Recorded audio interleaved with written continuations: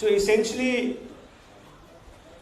there are 4 or 5 things which we would like to share with you today.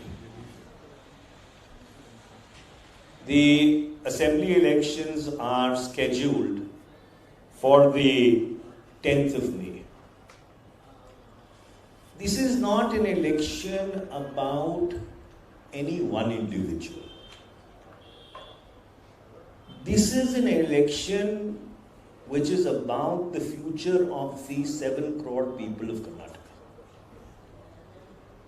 It is about the future of their children, the future of the state, and the future of the country. The reason why I'm saying this is that on the 10th of May, when every voter of Karnataka goes to cast his vote, he should just ask himself one thing. Is he or was he happy and satisfied with the performance of the BJP government in Karnataka? That is the only one question which every voter of Karnataka must ask themselves before going to exercise their franchise on the 10th of May, that were they happy with the performance of the BJP government in Karnataka? The answer to that question will show them the right path. The reason why I say this is because if you look at the track record of the BJP across 9.5 years, across different state and parliament elections, the BJP has never contested a single election in this country anywhere on the strength of their track record or performance. I say this with the fullest sense of responsibility that the Bharatiya Janata Party has never contested a single election anywhere in the country on the strength of their track record and performance of governance. And that is why there is always a concerted and deliberate attempt to bring in extraneous issues into the campaign. Issues that have very little relevance to the everyday lives of people. Therefore, the people of Karnataka must distinguish between the noise which the BJP creates, and the real issues on the ground. Issues which concern their future. And let me flag 4 or 5 of those issues which I think are the fundamental issues with regard to the future of Karnataka. The first and foremost issue in this country, and this is not only in Karnataka, it is across the country, that in the past 9.5 years, the BJP government has broken the back of the common man. Inflation has completely and absolutely ruined household budgets. And let me give you just a few figures. You see, when we left government in 2014, a gas cylinder was at 410 rupees. Today it is at 1107 rupees.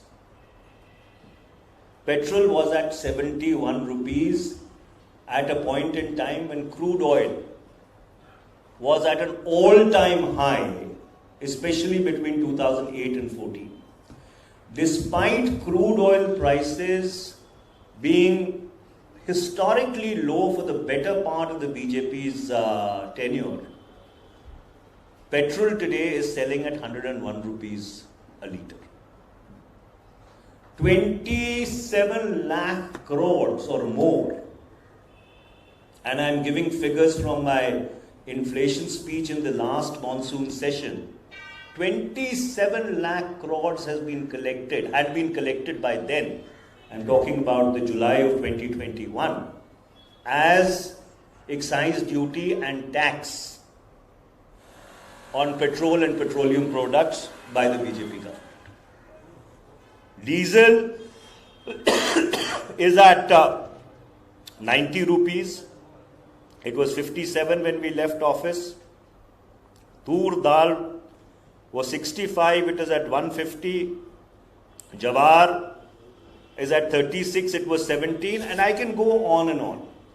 The point I'm trying to make is that in the past 8.5 years, inequality in this country as a result of the economic policies of the BJP government has grown so exponentially that while people find it difficult to make two ends meet, cronies of the BJP government have amassed such fortunes and have almost cornered every infrastructure resource in this country that it almost looks as if there is an oligarchy in place in this country. The second issue that I would like to flag is with regard to unemployment. Karnataka has 25 lakh people who are unemployed. Out of the 7 crore odd people who reside in Karnataka, 2.1 crore people are in the age group between 15 to 29 years.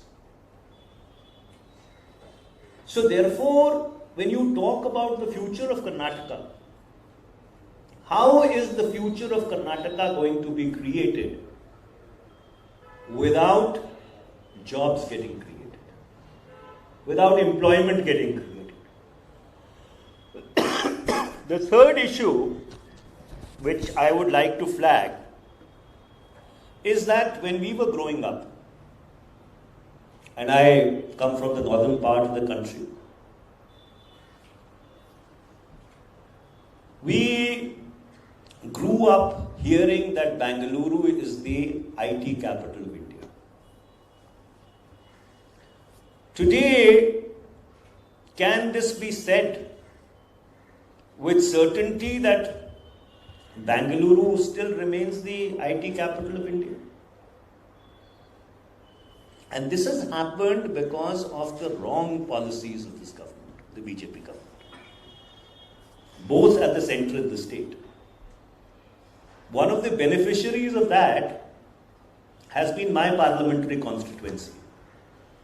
We have a suburb of Chandigarh called Mohali, which is becoming a huge IT dynamo. A large number of companies which were earlier in Bangalore are relocating there. They're going to Hyderabad. But I am not happy. While I would want my parliamentary constituency to grow, I would also want that Bangalore, which pioneered the IT revolution in this country, continues to retain its preeminent position. And therefore, to do that, a proper policy architecture is required and not a 40% commission government. The fourth issue that I would like to flag is BJP had promised a loan waiver to the farmers. they had promised equitable MSP.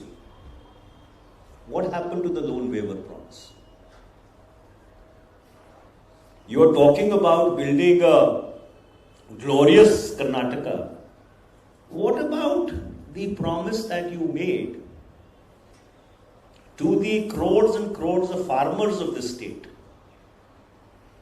that given a chance, you would actually alleviate their loan burden? I would like to ask the BJP, what happened to that promise? What happened to the promise of an MSP? In North India, we had such a big farmers' agitation. That agitation was withdrawn after the Prime Minister promised that there would be a legal guarantee for MSP. Nothing has happened for the past 2 years. So fundamentally, it seems that the BJP is anti-farmer. Finally, they talk about a double-engine government. That you should give us a chance because there will be a double-engine government. Now, what has that double engine done for Karnataka? A BJP constituted finance commission reduced the share of Karnataka in the central pool of taxes from 4.72% to 3.64%.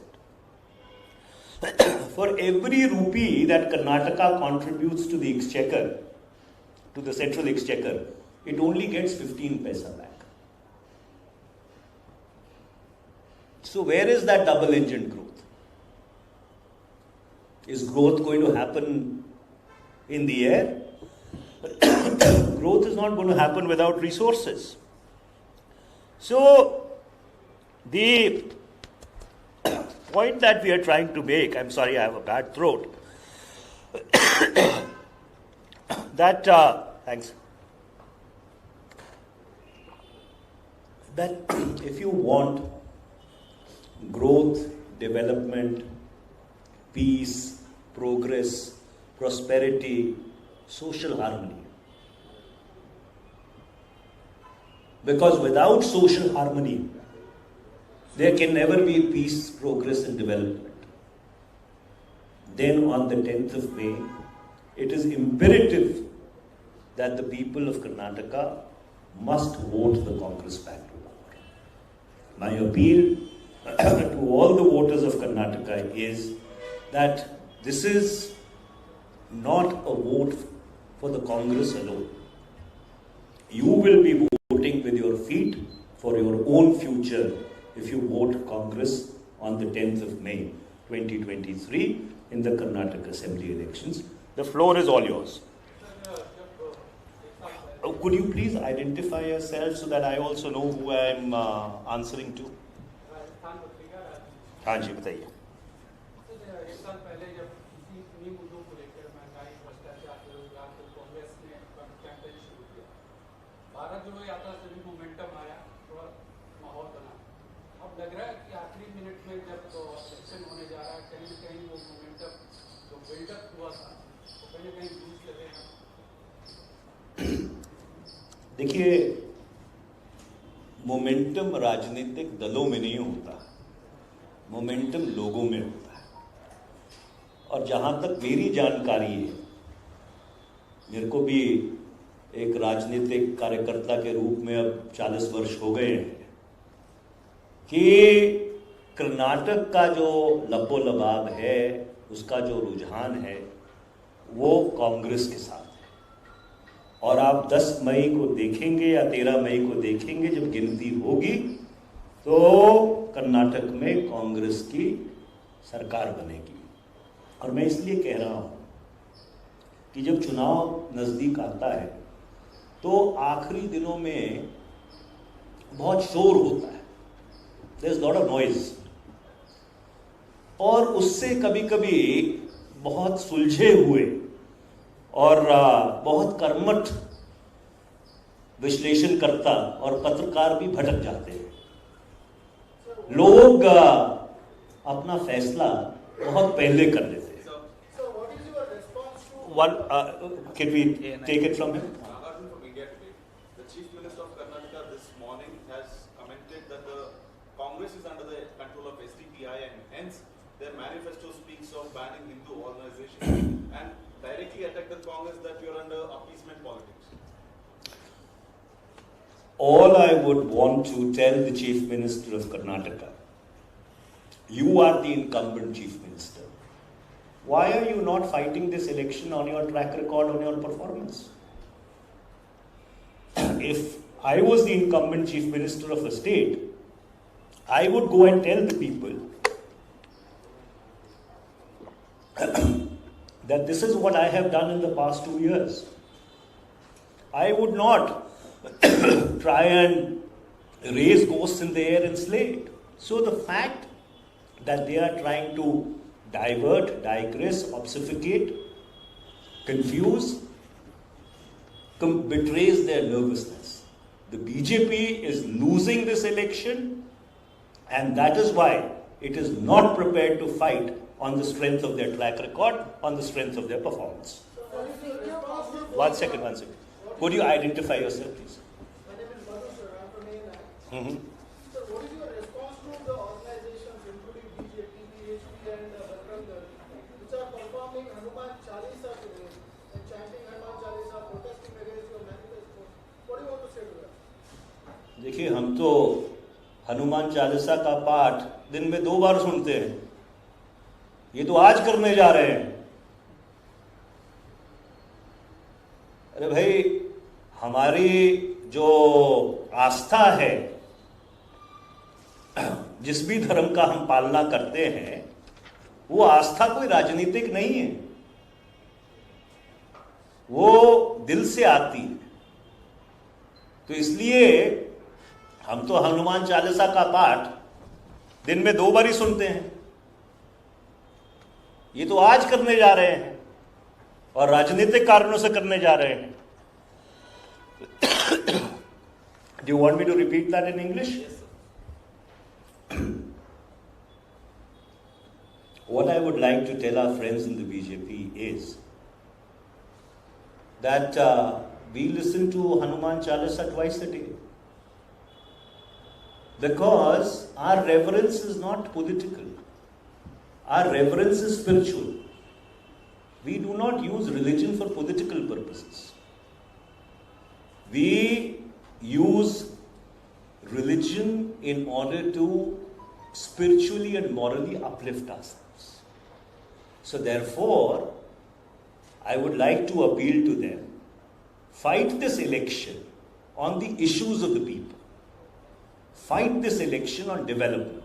Fight this election on governance.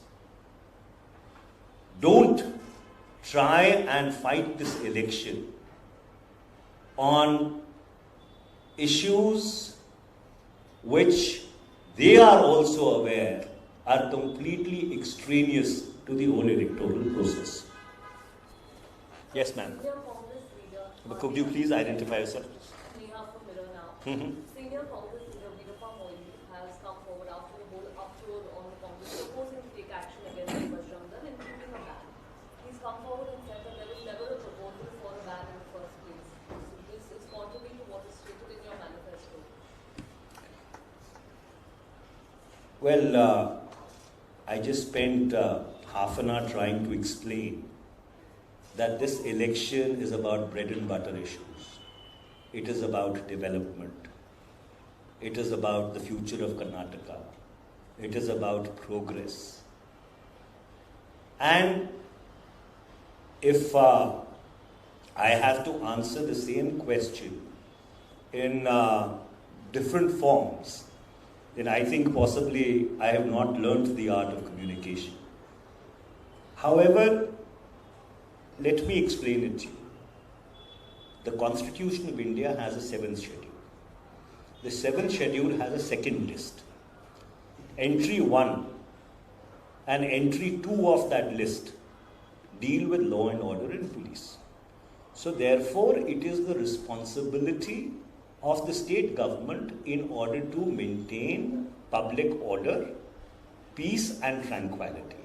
So therefore, what is stated in the Congress manifesto has to be read in that larger context. Sir, any But such, this any is such, contradictory, sir. I have answered your question in totality. There is nothing further I have to add to it. Manish sir, any such proposals can only be done by the state government, that is only proposal by the state government. Any such action can government take, that can only taken by the central government. If you propose it, do you think just BJP is making it a whole country issue at this point of time for some other reason? I have already explained what this election in Karnataka is about. I have explained the constitutional position in detail.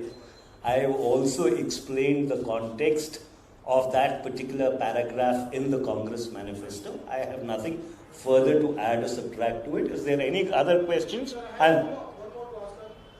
Sir, what do you want to say about the 8 sailors languishing in sanitary confinement in Qatar? well, given that Karnataka is a coastal state, it is a very, very important question. You see, 8 former officers of the Indian Navy have now been languishing in solitary confinement in a Qatari jail for 8 months. This government, which prides itself of muscular diplomacy, prides itself that it has turned India into an emerging great power, I would like to ask them, I would like to ask the Prime Minister, I would like to ask the Foreign Minister, why are you not able to get our 8 naval officers released? Till now, after 8 months in solitary confinement, no charges have also been brought against them. Indian citizens are being treated in such a shabby manner, and this government is silent. Because Karnataka is a coastal state, I think it is very important for the BJP to answer this question.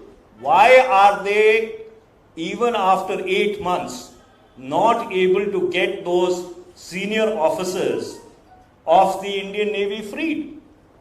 Sir तो Kerala release होने जा रहा है, timing जो है वो 5 मई रखा गया है, क्या उसको देखते कर्नाटका इलेक्शन में उस टाइम की? Boss, I ceased to be Information and Broadcasting Minister in 2014. So therefore, this is not a question this is not something which I follow very closely. I'm sorry, I will not be able to help you. If there are any other questions with regard to Karnataka or the election, I'm ready to answer it, or otherwise I'll hand it over to Dr. Ambedkar. Sir, the Association of Democratic Reforms, which is an organization, has done a survey, and this concerns all the parties, not just the Congress, that suggests that the number of candidates with criminal backgrounds have shot up considerably from 2018 to 2023. They've pegged the figures at almost about twice as much. So, how are you responding to this? This doesn't concern only the Congress, it's across parties. This is an issue which requires a much larger answer. I can give you a 2-hour answer on that. So therefore, let's discuss this after the election, because I don't think a piecemeal 30-second response would actually do justification to a very profound question that you asked. Sir, I have one more to ask. Sir, what is your response that the whole Congress looks like putting all its strength in Karnataka, including Rahul Gandhi, Priyanka Ji and Sonia Gandhi? It seems that all of you are coming here. Do you think the whole strength of the Congress is need to be put here to get one state's powers, or you are giving a message from here? I was a little amused by that question. I was wondering whether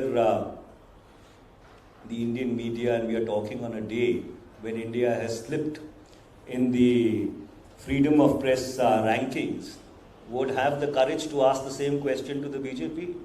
What is the Prime Minister doing here? What is the Home Minister doing here? What are all their other ministers doing here? They are supposed to run the government of India. What are they doing in Karnataka? I mean, after all, the country has given them a job to run this country. The Prime Minister is going to be doing a 9-hour road show in Bengaluru on the 6th of May, and you are asking me why is the Congress concentrating in Karnataka? I mean, you see, I was laughing to myself in the morning. There was a time when the state used to oppress the media. Unfortunately, in the past couple of years, the media has got into the habit of oppressing itself. So it was your responsibility to respond, sir. It is my responsibility. Okay, anyway, I've answered the question in full. Okay.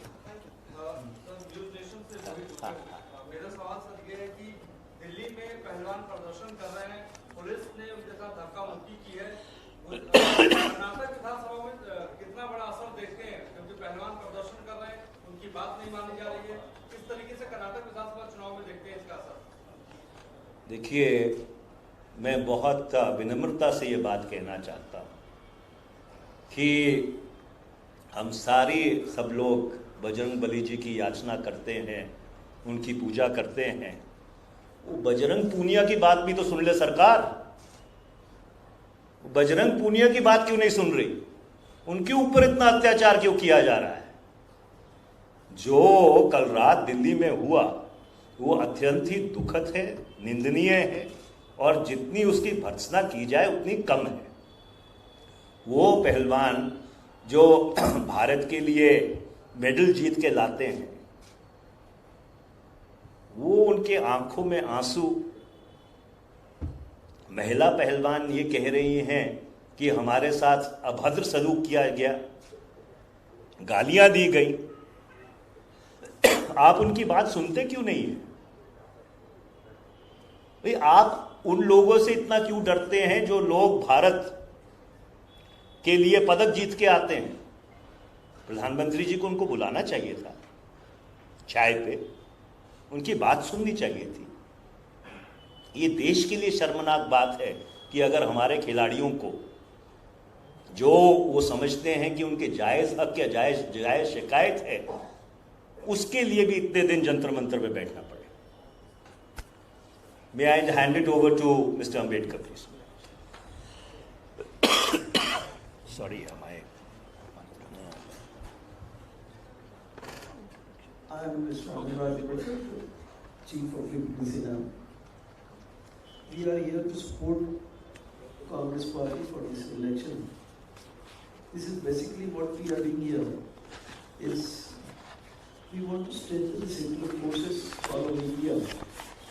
And here, one of the party which is trying to fight against communist forces, and that is why.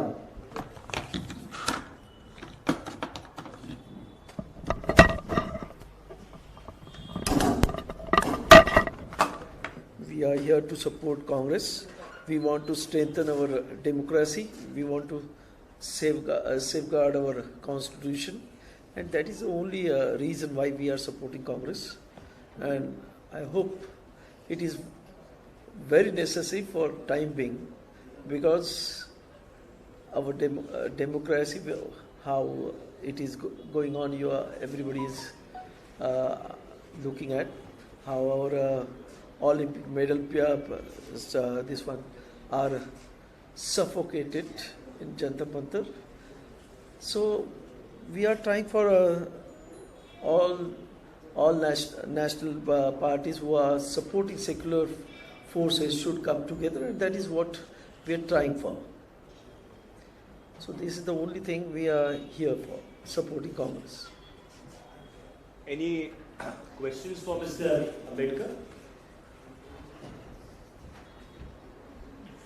You know, questions, Vidya? Yeah, they're right there. Yes.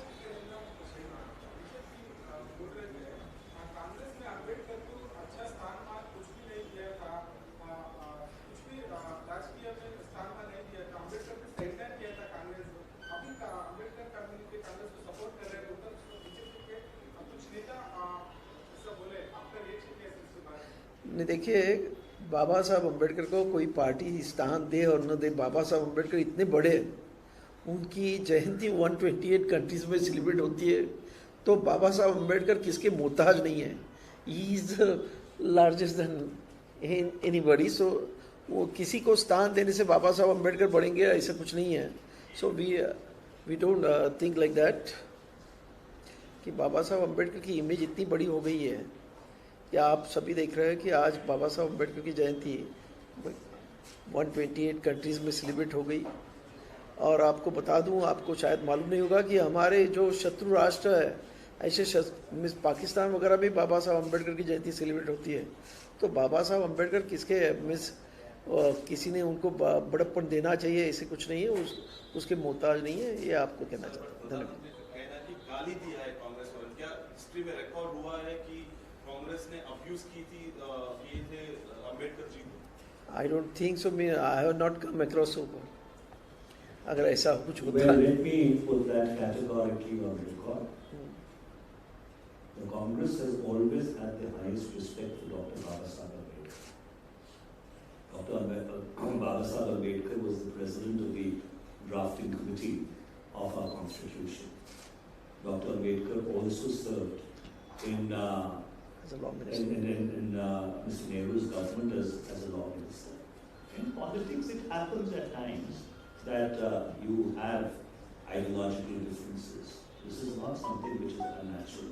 But for anyone to insinuate that the Indian National Congress at any point in time had disrespected Dr. Ambedkar, then possibly he is not read history or he is deliberately trying to distort history. ठीक है, thank you. भाई, मैं आते वक्त सड़क पे चाय बंडी करने रोक के यहाँ के लोगों को मैं पूछा, अलंद असेंबली किस लिए यहाँ पर बहुत मशहूर है पूछे तो, एक यहाँ पर दाल, दूसरा चुना पत्थर, और तीसरा बात ये कहा, आप लोग ये बात को सुनना है, यहाँ पर जो एमएलए है गुत्तेदार सुभाष 40% कमीशन लेने में बहुत माहिर है, क्योंकि गुत्तेदार सुभाष जो सड़क डाले, थोड़ा भी बारिश आए तो सड़क पूरा गायब हो जा रहे। यहाँ के अलंग असेंबली कॉन्स्टिट्यूंसी दाल के लिए और चुना पत्थर के लिए तीसरा 40% कमीशन लेने में बहुत, यहाँ कर्नाटका में बहुत सब जानकारी है बोल के वो कह रहा था। इसीलिए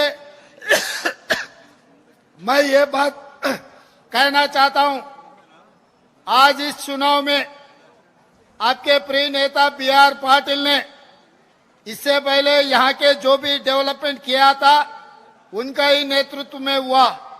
आज गुत्तेदार सुभाष एमएलए बनकर यहाँ पर जो भी सड़क डाले, जो भी काम हुआ है, 40% कमीशन लेने में उनका ध्यान है, मगर यहाँ के अभिवृद्धि के लिए, यहाँ पर आपके तरक्की के लिए कोई सोच नहीं है, कोई ऐसा काम करने के लिए कभी सोचता भी नहीं। इसीलिए और उनको जिताने के लिए अगर वो सही तरीका से काम किए तो, अलंद असेंबली अगर अभिवृद्धि किए तो मोदी का, अमित शाह का यहाँ ले आने का जरूरी नहीं था। और बोम्मई साहब ने, उनका भी पूरा हिंदुस्तान में मशहूर हो गया। बोम्मई साहब का अगला दूसरा नाम है 40% कमीशन लेने का सरकार। ये दोनों मिलकर आज कर्नाटका के नाम इतना बदनाम कर रहा है पूरा हिंदुस्तान में। आज कर्नाटका बोले तो बाहर कहीं गया, आप कर्नाटका से आया ऐसा नाम निकाले तो अरे भाई आपका सरकार, बोम्मई सरकार 40% कमीशन लेते, कॉन्ट्रैक्टर से आत्महत्या कर ले रहा है, ये ऐसे बात कह रहा है। ये कोई शोभा नहीं देने वाले है कर्नाटका जनता को। इसीलिए इन लोगों से नहीं हो पाया। अगर ये सरकार सही काम किए, सही तरीका से सरकार चलाए तो मोदी, अमित शाह यहाँ आकर चुनाव में भारतीय जनता पार्टी को जिताने के लिए कोशिश करने का कोई जरूरी नहीं था। इसीलिए ये लोग, इन लोगों से नहीं हो रहा, इनके तरफ से गुजरात से नरेंद्र मोदी, अमित शाह को यहाँ लेकर आए। मैं ये बात पूछना चाहता हूँ, हमारे भाई, हम कोई दूसरे प्रदेश से नहीं आया, हम भी बगल में हैदराबाद से, तेलंगाना प्रदेश से आया।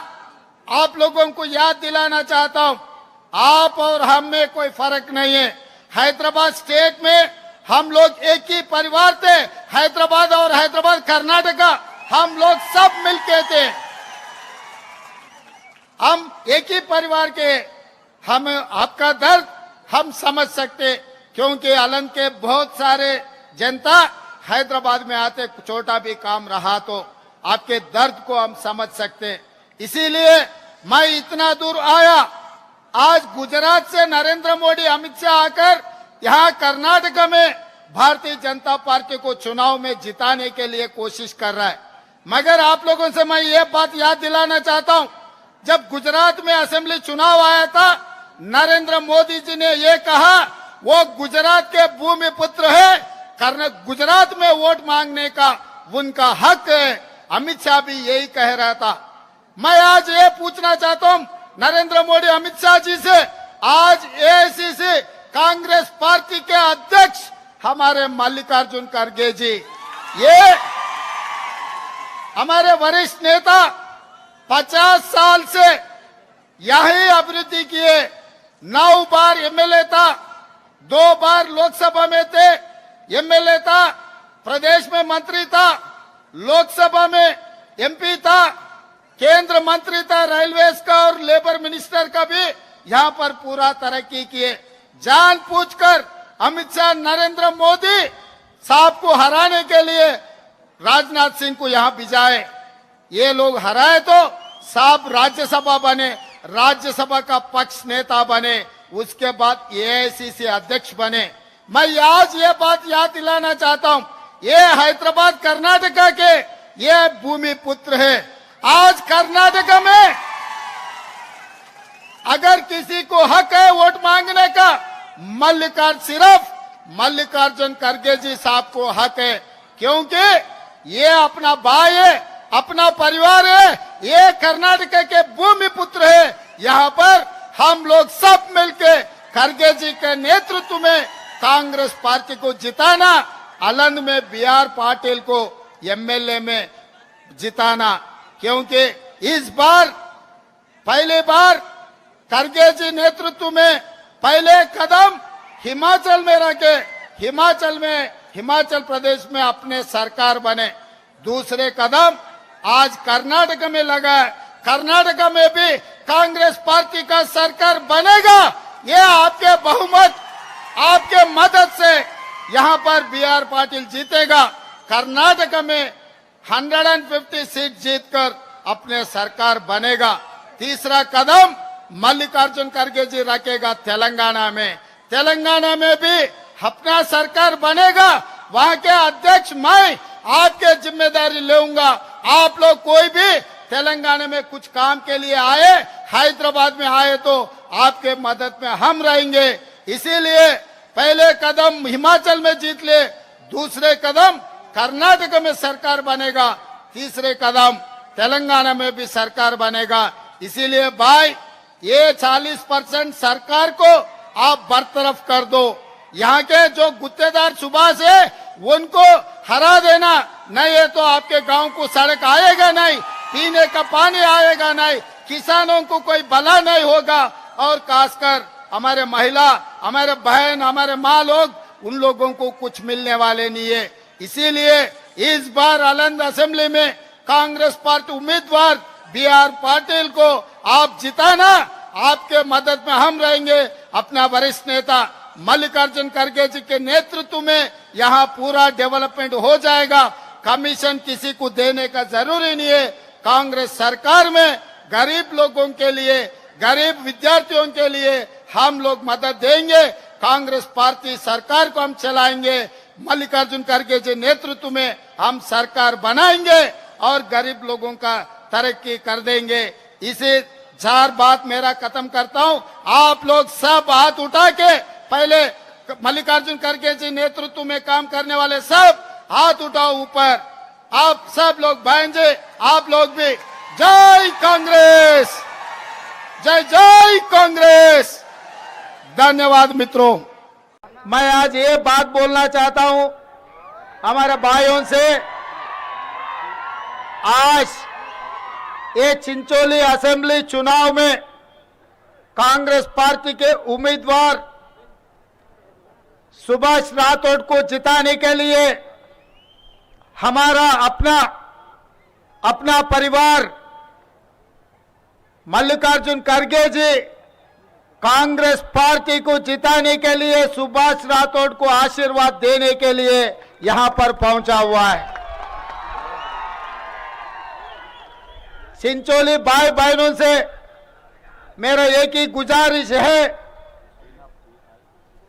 जब गुजरात चुनाव लड़ रहा था तब नरेंद्र मोदी, अमित शाह जी ने ये कहा हम गुजराती हैं, गुजराती के बेटे हैं, तो गुजरात में वोट मांगना उनका हक बोल के वो कह रहा था। आज मैं अमित शाह नरेंद्र मोदी जी से ये पूछना चाहता हूं, हमारा भाई, हमारा परिवार, हमारे नेता मल्लिकार्जुन खड़गे जी आज कांग्रेस पार्टी के एआईसीसी अध्यक्ष हुआ है। ये धरती के पुत्र हैं मल्लिकार्जुन खड़गे जी। अगर आप जो बात कहा था गुजरात में, अगर वो बात को लेना है तो इस कर्नाटक में अगर वोट मांगना, अगर पार्टी जीतना बोले तो वो मल्लिकार्जुन खड़गे जी और कांग्रेस पार्टी। मैं ये भी पूछना चाहता हूं मोदी जी और अमित शाह जी, क्या मुंह रख के अभी कर्नाटक में आप वोट मांग रहा है? क्योंकि आप ये बात दिया था अगर भारतीय जनता पार्टी सरकार बने तो हर गरीब के खाता में काला धन ले आके 15 लाख रुपए जमा करने के वादा किया था 2014 में। हर साल खड़गे साहब 2 करोड़ नौजवानों को नौकरी देने का बात किया था और किसानों का कर्जा माफी करने के अलावा किसानों का इनकम डबल बनाने के लिए भी वादा किया था और गरीबों को गांव-गांव में कोने कोने में हर गरीब को घर देने का वादा किया था। इसमें से मैं ये पूछना चाहता हूं चिंचोली हमारे भाइयों से, किसी बेरोजगार को नौकरी मिला आप लोगों को? किसी गरीबी के खाता में हमारे बहनों से मैं पूछना चाहता हूं, आपके खाता में नरेंद्र मोदी 15 लाख रुपए जमा किए? तम्मेಲ್ಲರಲ್ಲಿ ಪ್ರಾರ್ಥನೆ ಮಾಡ್ತೇನೆ, आपके कर्जा माफी किए? किसानों से मैं पूछना चाहता हूं, ತಾವೆಲ್ಲ ಕೇಳಬೇಕು। ಯಾಕಂದ್ರೆ फिर आप नौकरी नहीं दिए, डॉक्टर उमेश घर नहीं दिए, खर्चा माफी नहीं किए कांग्रेस और कुछ नहीं किए, मगर आप कुछ काम किए वो भी मैं याद दिलाना चाहता हूं। ಪಕ್ಷದ ವರಿಷ್ಠರು उस ಆಶೀರ್ವಾದ दिन ಮಾಡಿದ ಮೇಲೆ 55 रुपए था पेट्रोल, आज 110 रुपए हो गया। डीजल 50 रुपए था, आज 100 रुपए हो गए। उस दिन हमारे बहनों का सिलेंडर सोनिया गांधी जी ने गरीब महिलाओं के लिए ये सिलेंडर और गैस स्टोव दिए, 400 रुपए में आप लोगों को सिलेंडर मिल रहा था। आज हमारे बहनों से मैं पूछना चाहता हूं, आज कितना हुआ एक सिलेंडर का दाम? 1200 रुपए हो गया ना। फिर पेट्रोल 110 रुपए हो गया, डीजल 100 रुपए हो गए, सिलेंडर का दाम 1200 रुपए हो गए। क्या मुंह बन के, क्या मुंह लेकर आके आज वोट मांगने के लिए चिंचोली और इस एरिया में आप लोग वोट मांग रहे हैं? और उनको छोड़ो, वो ऐसे झूठ बोलने वाले दूसरे गांव से, दूसरे प्रदेश से आए, यहां झूठे वादा करके चला जाएगा। मगर यहां पर जो उम्मीदवार है भारतीय जनता पार्टी के उमेश यादव और अविनाश यादव, इन लोगों के बारे में जितना कम बोले तो उतना ठीक है। पूरी कर्नाटक में 40% रिश्वत ले रहा है, 40% सरकार कर्नाटक में रहा तो इस चिंचोली में 50% लेने वाले आपका एमएलए बने। कभी कभी इधर के चिंचोली के सेडम के लोग, मेरा कोडंगल मैं कहीं दूर से नहीं आया, मैं आपका परिवार हूं, आपका भाई हूं, क्योंकि जब निजाम सरकार था हम लोग मिलके थे। जिस दिन बंटवारा हुआ हम हैदराबाद तेलंगाना बने, आप हैदराबाद कर्नाटका बने, हम लोग एक ही परिवार के हैं। मैं रहता हूं बगल में कोडंगल का एमएलए था। आज मैं तेलंगाना जनता के आशीर्वाद से कांग्रेस पार्टी के अध्यक्ष बना और एमपी भी मैं बनकर दिल्ली में मल्लिकार्जुन खड़गे जी के नेतृत्व में मैं काम कर रहा हूं। मैं सब जानकारी है। ये चिंचोली में आपको ये बात याद दिलाना चाह रहा हूं, मुल्लामलम जो लिफ्ट इरिगेशन है उस दिन कांग्रेस पार्टी ने मंजूरी किया 200 करोड़ रुपए। वो पैसे कहां गया, वो पानी कहां जा रहा, किसी को पता ही नहीं। पैसे तो अविनाश यादव घर पे गया, फिर पानी कोडंगल आ रहे नीचे। तो ये बाप बेटे ऐसा है, बाप 1 नंबर रहा तो बेटा 10 नंबर निकला। इसीलिए मैं ये बात कहना चाहता हूं, आप लोग नियत साफ ऐसो सुभाष राठौड़ को जिता लो, क्योंकि पहले चुनाव हिमाचल प्रदेश में 40 सीट जीतकर कांग्रेस सरकार बनाए उनके नेतृत्व में। पहले कदम में हमारे नेता कामयाबी हुए। अभी मैं आपके कन्नडिगा, हमारे कन्नड़ा भाई बहनों से मैं पूछना चाहता हूं, आपका बेटा है, ये धरती का पुत्र है, यहां ही पैदा हुआ, यहां ही बड़ा हुआ, कल के दिन यहां ही रहने वाले, यहां ही गुजरने वाले, आपके साथ में रहेगा आपके भाई, आपका बेटा। बचपन में मां को खोगे, मगर उनको बड़ा करके पालकर आप इतना बड़ा नेता बना, देश के नेता बना मल्लिकार्जुन खड़गे जी। उन्होंने 9 बार विधानसभा में जीत ले, 2 बार लोकसभा जीते, यहां के मंत्री बने, केंद्र के मंत्री बने, रेलवे मंत्री बने, लेबर मिनिस्टर बनकर ईएसआई हॉस्पिटल, कितना बड़ा ईएसआई हॉस्पिटल गुलबर्गा में लाया। एक बार आप लोग जाके देखो, खड़गे जी का निशान गुलबर्गा में है। यहाँ के रेलवे लाइंस को पूछो, किसी को पूछो ये साहब ने क्या किया इस प्रांत को। इसीलिए आज कांग्रेस पार्टी आपको आप आशीर्वाद देके एक छोटे से जिसका मां बचपन में गुजर गए वो बच्चे को आप पाल के इतना बड़ा करके देश का नेता बना। आज वो देश का नेता आपके सामने बैठा हुआ है। वो देश के नेता को मुकाबला करने के लिए, हराने के लिए अमित शाह, नरेंद्र मोदी आज कर्नाटक में 5 दिन से यहीं बैठा हुआ है। मैं पूछना चाहता हूं, एक गुजरात से कितना हिम्मत है उनको कर्नाटक में आके कर्नाटक का बेटे को हराने के लिए कोशिश कर रहा है। आप लोग खामोश बैठते क्या? मैं पूछना चाहता हूं, आपके भाई को हराने के लिए, दिल्ली में उनका बेइज्जती करने के लिए गुजरात से सब सारे लोग या इकट्ठा होकर उनको हराने के लिए। ये हार चिंचोली का हार सुभाष राठौड़ का नहीं है। अगर यहां पर हार हो गए तो खड़गे जी का हार होगा, कैलाशनाथ पाटिल का हार होगा, रेवंत रेड्डी का हार होगा। हम लोग इनके साथ खड़े रहेंगे। खड़गे जी साहब का आशीर्वाद इनके साथ में जुड़ा हुआ है भाई। इसीलिए पहला कदम हिमाचल में कामयाबी हुए, दूसरा कदम कर्नाटक में कामयाबी होना। यहां पर अपना सरकार बन रहा, अपना सरकार बनेगा। अपना सरकार में मल्लिकार्जुन खड़गे जी जो हुकूमत करेगा, जो इशारा करेगा वो ही चलेगा। आपका चिंचोली को जो डेवलपमेंट होना, जो पैसे होना, यहां के गरीब बच्चों को, बेरोजगार बच्चों को अगर नौकरी मिलना है तो यहां पर फैक्ट्री आना, वो फैक्ट्री दिलाने का हिम्मत, ताकत खड़गे जी का ने है। इसीलिए चिंचोली में इस बार कांग्रेस पार्टी उम्मीदवार को जिताओ। हम लोग साथ में रहेंगे। हम लोग आपके कामयाबी में, आपके तरक्की में हर दिन हर रात हम आपके साथ देंगे। इसीलिए भाई आप लोग सोचो, एक दूसरे प्रदेश से आकर अपने कर्नाटका के जो नेता है वो कांग्रेस के जातीय अध्यक्ष बना, ये मामूली बात नहीं है। जो कांग्रेस के अध्यक्ष था सुभाष चंद्र बोस जी, महात्मा गांधी जी, श्रीमती इंदिरा जी, ये देश के लिए जो नेता कुर्बानी किए वो नेतागण कांग्रेस पार्टी का अध्यक्ष रहा।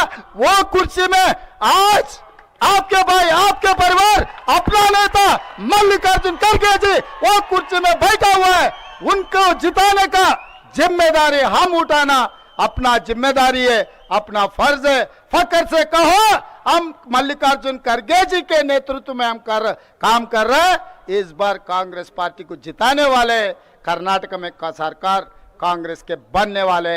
इसीलिए भाइयों आप सोचकर ये 40% कमीशन लेने वाले सरकार को दफन कर दो। यहाँ पर बाप बेटे को ये पूरा पहाड़, ये पूरा छोड़ के भागना। इस चुनाव के बाद आप लोग मदद दीजिए, सुभाष राठौड़ को जिताए। आपका तरक्की में हमेशा हम लोग आपके साथ में रहेंगे। यही मैं ये पूरा एरिया में जानकारी है, बहुत सारे नेता लोग मेरे जान पहचान का है। आपको आधी रात अगर कुछ काम पड़े कोडंगल आ सकते, कोडंगल में नहीं मिले तो हैदराबाद आ सकते। आपको मैं हमारा मदद हमेशा रहेगा, सुभाष राठौड़ को जिताएगा। धन्यवाद मित्रों। चैलेंजिंग भी है बीजेपी के लिए, क्योंकि इतना करप्शन किया उन्होंने। 40% की जो घर घर के अंदर बात पहुंच गई है, ये ऐसी बात ऐसे नहीं पहुंचती है। करप्शन तो हर जगह होता है, तो 40% करप्शन जब इतना ज़्यादा हुआ तब जाके हर घर में ये बात पहुंच गई। और बाकी आप देखिए पीएम साहब और अमित शाह जी डेरा डाले हुए हैं, अप एंड डाउन कर रहे हैं। तो आप सोच सकते हैं कि अप एंड डाउन करने में नौबत क्यों आती है। प्रधानमंत्री जी का पद और गृह मंत्री का पद ऐसा होता है, पूरे देश के लिए होता है। हम देख रहे हैं कि वो चुनाव उनके लिए सब कुछ है, गवर्नेंस सब कुछ नहीं है। इसीलिए हालात खराब है देश के अंदर, महंगाई बढ़ती जा रही है, युवा में आक्रोश भयंकर है।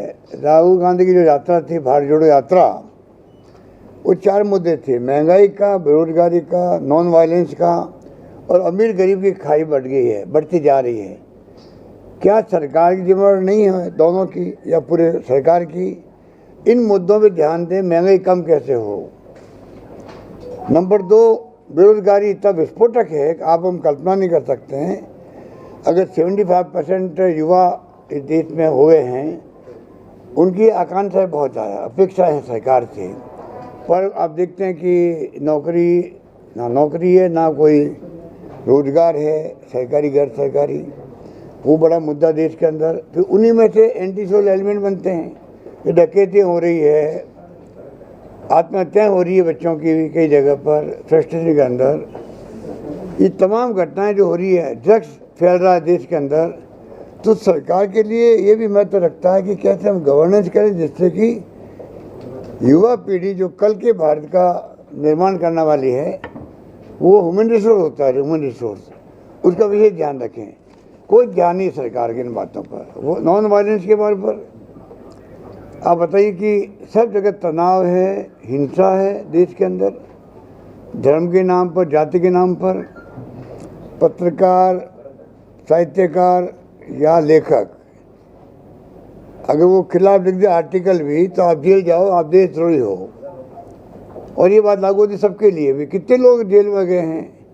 एक पत्रकार केरल से आ रहा था वहाँ कवर करने के लिए, यूपी के अंदर एक लड़की का रेप हो गया था, जिसको रात को 2:30 बजे जला दिया गया बिना उनके परिवार के ही। पुलिस ने कवर करने वाले रास्ते में पकड़ लिया, 1.5 साल तक वो जेल में रहा था। मैं तो उसका नाम भी नहीं जानता, अभी छोटा सुप्रीम कोर्ट से वो क्या सिद्दीक कपल नहीं, वो जो गाँव का नाम हाथरस, आपको मालूम होगा हाथरस का केस तो बड़ा संगीन आता है। कहने का मतलब ये कि जो हालात हो रहे हैं देश के अंदर, उससे पूरे देशवासियों को, प्रदेशवासियों को चिंता होना चाहिए। अगर हम चिंता नहीं करेंगे, अगली पीढ़ी भुगतेगी देश को। क्योंकि ये मंशा जो है वो मंशा वन पार्टी रूल की मंशा इनकी, धर्म के नाम पे राजनीति शुरू कर दी है। ये देश एक पार्टी का शासन कायम हो देश के अंदर, खतरनाक दिशा में देश जा रहा है। कोई नहीं जानता किस दिशा में जा रहा है, किस दिशा में जाएगा। ये हमने अगर विरोध नहीं किया प्रॉपर तरीके से, शिकस्त नहीं दी इनको, आज तो डेमोक्रेसी 70 साल के बाद डेमोक्रेसी रही है, इसलिए मोदी जी बने प्राइम मिनिस्टर। अगर डेमोक्रेसी नहीं रहती, पाकिस्तान के तरह हालात होते, आज़ाद दोनों मुल्क एक साथ हुए थे, तो मोदी जी प्रधानमंत्री कैसे बनते? उनको इस बात का एहसास ही नहीं है। कांग्रेस मुक्त भारत की बातें करते हैं। तमाम विपक्षी पार्टियों के नेताओं कहते हैं सब करप्ट लोगों की गैंग बन गई है। क्या ये शोभा देता प्रधानमंत्री के मुँह से कि तमाम पॉलिटिकल पार्टियों के मुखिया जो है, अगर तमाम पॉलिटिकल पार्टी एकजुट होती है तो ये गैंग बन गई, इनकी करप्ट लोगों की गैंग बन गई है। ये जो हालात बन रहे हैं देश के अंदर, लोकतंत्र कमज़ोर हो रहा है, संविधान की दर्जा उड़ रही है, ये हमारे लिए चिंता का विषय होना चाहिए। अभी जो मैंने कहा, मोदी जी आप और अमित शाह जी को मैं चैलेंज देता हूँ, आप ऐसा करो जहाँ सरकारें बीजेपी की है और जहाँ सरकारें 3 जगह कांग्रेस की है, आप उनको कंपेयर कर लीजिए, गवर्नेंस कहाँ अच्छी हो रही है, गवर्नेंस कहाँ अच्छी हो रही है। एक नमूना आपका कर्नाटक ही है, जहाँ जहाँ की सरकारें वहाँ इतना भयंकर करप्शन बढ़ गया है। ये चाल चरित्र चेहरा उसकी बात करते थे, ये ज़िंदगी भर करते रहे, यहाँ तक पहुँचे तब तक। अब इनका चाल भी बदल गई, चेहरा बदल गया और चरित्र बदल गया है। इतना भयंकर करप्शन हो रहा है, किसी को पूछ लीजिए, उद्यमी को बता देगा आपको कि किस प्रकार से करप्शन बढ़ा है। तो कहाँ की चाल गई है, कहाँ चरित्र गया है और कहाँ इनका चेहरा गया है, ये सबके सामने है। गवर्नेंस आप मुकाबला करो, नंबर 1। लोकल चुनाव तो ये कोई पार्लियामेंट का है नहीं, ये चुनाव तो राज्यों का है। गवर्नेंस कौन अच्छी दे सकता है, उस पर जनता का आह्वान करो, जनता फैसला करेगी कि किस पार्टी को सरकार सौंपनी हम लोगों को। हमारा दावा है जो हमने राजस्थान में किया है, हमारी पार्टी ने उसमें कई स्कीमें यहाँ पर मैनिफेस्टो में दी है, हमने करके दिखाया है, तब इन्होंने दिया है। ऐसा नहीं कि हमने खाली घोषणा कर दी और इन्होंने लिख दिया, ऐसा नहीं है। हमारे पास इम्प्लीमेंट होगी स्कीमें, तब लिखा गया है। और इनके वादे आप देख लीजिए, प्रधानमंत्री के रेवड़ी नहीं बटनी चाहिए, फिर आपके कर्नाटक में जो दिया गया इन्होंने मैनिफेस्टो वादे किए, वो क्या रेवड़ी नहीं है क्या? वो उसको रेवड़ी कहे क्या? मेरा मानना है कि टाइम आ गया है इस देश के अंदर। 2 बातें मैंने कही है प्रधानमंत्री जी को भी। एक तो डॉक्टर मनमोहन सिंह जी ने, सोनिया गांधी जी ने 4 कानून पास किए थे। आज़ादी के बाद में पहली बार किसी सरकार ने, यूपी गवर्नमेंट ने कानून बना के अधिकार दिए देश की जनता को पार्लियामेंट से। Number 1 RTI, number 2 RTE, right to education, number 3 खाद्य सुरक्षा का, फूड सिक्योरिटी, 2 रुपये किलो गेहूँ, 3 रुपये किलो चावल। ये कोई मामूली बात नहीं है। अगर 60-70% जनता को आप 2 रुपये किलो गेहूँ, 3 रुपये किलो चावल दे रहे हो, कानून बना के दे रहे हो, सरकार किसी की भी आएगी देना पड़ेगा आपको। और नंबर 4 महानरेगा, जो अकाल सूखे, मैं तो उस राज्य आता हूँ, राजस्थान जाता हूँ, अकाल सूखे पड़ते रहे ज़िंदगी में, जब से पैदा हुए तब से ही। इस एक योजना ने वहाँ पर पूरा बदलाव कर दिया है, पूरा बदलाव कर दिया। रोजगार मिलना 100 दिन का, हालांकि हमने वहाँ 125 दिन कर दिया स्टेट फंडिंग से, वो अलग बात है। हमने इंदिरा गांधी के नाम से शहरी रोजगार योजना नरेगा पैटर्न चलाई है राजस्थान के अंदर, वो अलग बात है। पर कहने का मतलब ये है, गवर्नेंस के मामले में कांग्रेस का कोई मुकाबला नहीं है। अब धर्म के नाम पर और आप जाति के नाम पे कुछ भी कर लीजिए। हिटलर भी था, बहुत पॉपुलर हुआ था पहले, वो वही धर्म के नाम पे बात कर रहा था, बाद में उसने बर्बाद कर दिया जर्मनी को। मुसोलिनी क्या था, वो उसका ही अप्रोच यही था। तो मेरा मानना है कि देश के अंदर गांधी का देश है ये, पूरी दुनिया लोहा मानती है। उनकी जन्मदिवस को अंतर्राष्ट्रीय अहिंसा दिवस मनाती है और मनाने का फैसला हमने करवाया, यूपी गवर्नमेंट ने करवाया रिक्वेस्ट करके UN को। हमें गर्व होना चाहिए कि हमारे यहाँ पर सबसे बड़ा लोकतंत्र का मुल्क है दुनिया का, दुनिया लोहा मानती है। मैंने मोदी जी को कहा अभी एक प्रोग्राम में, मोदी जी आप जब जाते हो दुनिया में, आप कहते हो बहुत सम्मान होता है। क्यों होता है? दुनिया जानती है कि आप गांधी के देश से आए हो, आप वहाँ से आए हो जहाँ लोकतंत्र मजबूत बना 70 साल के अंदर। इंदिरा गांधी चुनाव हार गई थी, 1 सेकंड नहीं लगा मुरारी भाई देसाई की सत्ता सौंप दी। कितनी घटना ऐसी हुई है।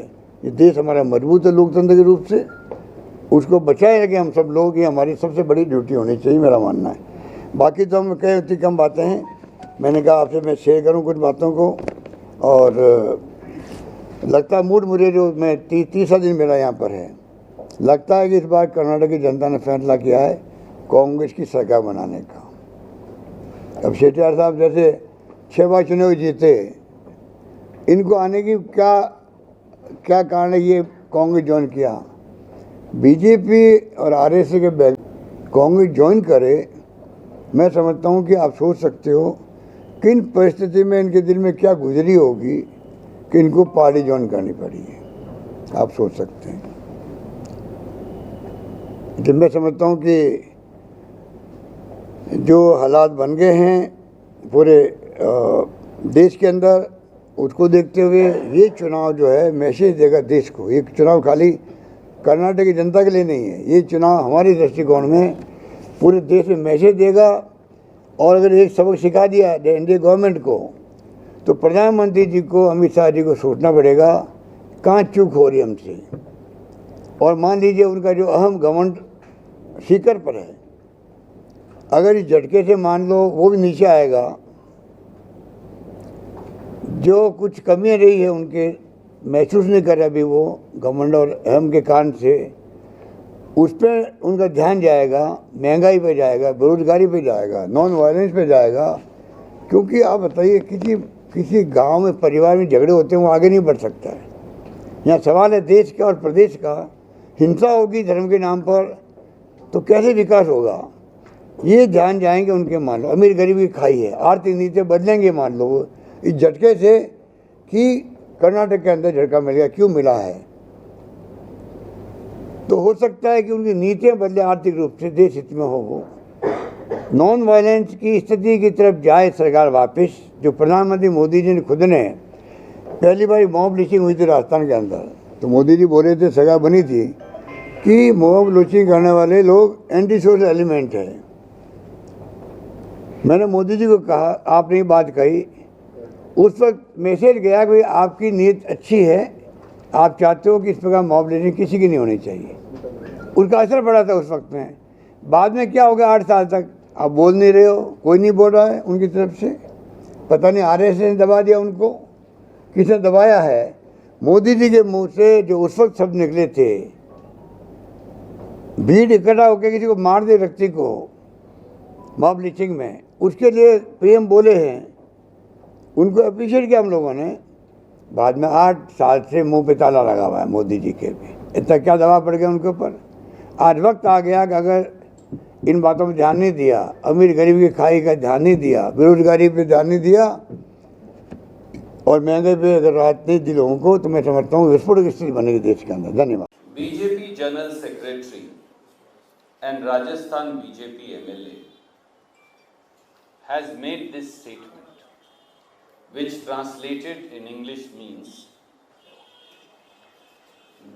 Congress President Shri Mallikarjun Kharge is now 80 years old and God can just take him away any time. BJP leaders' hatred for the tallest scheduled caste leader in recent history of Karnataka.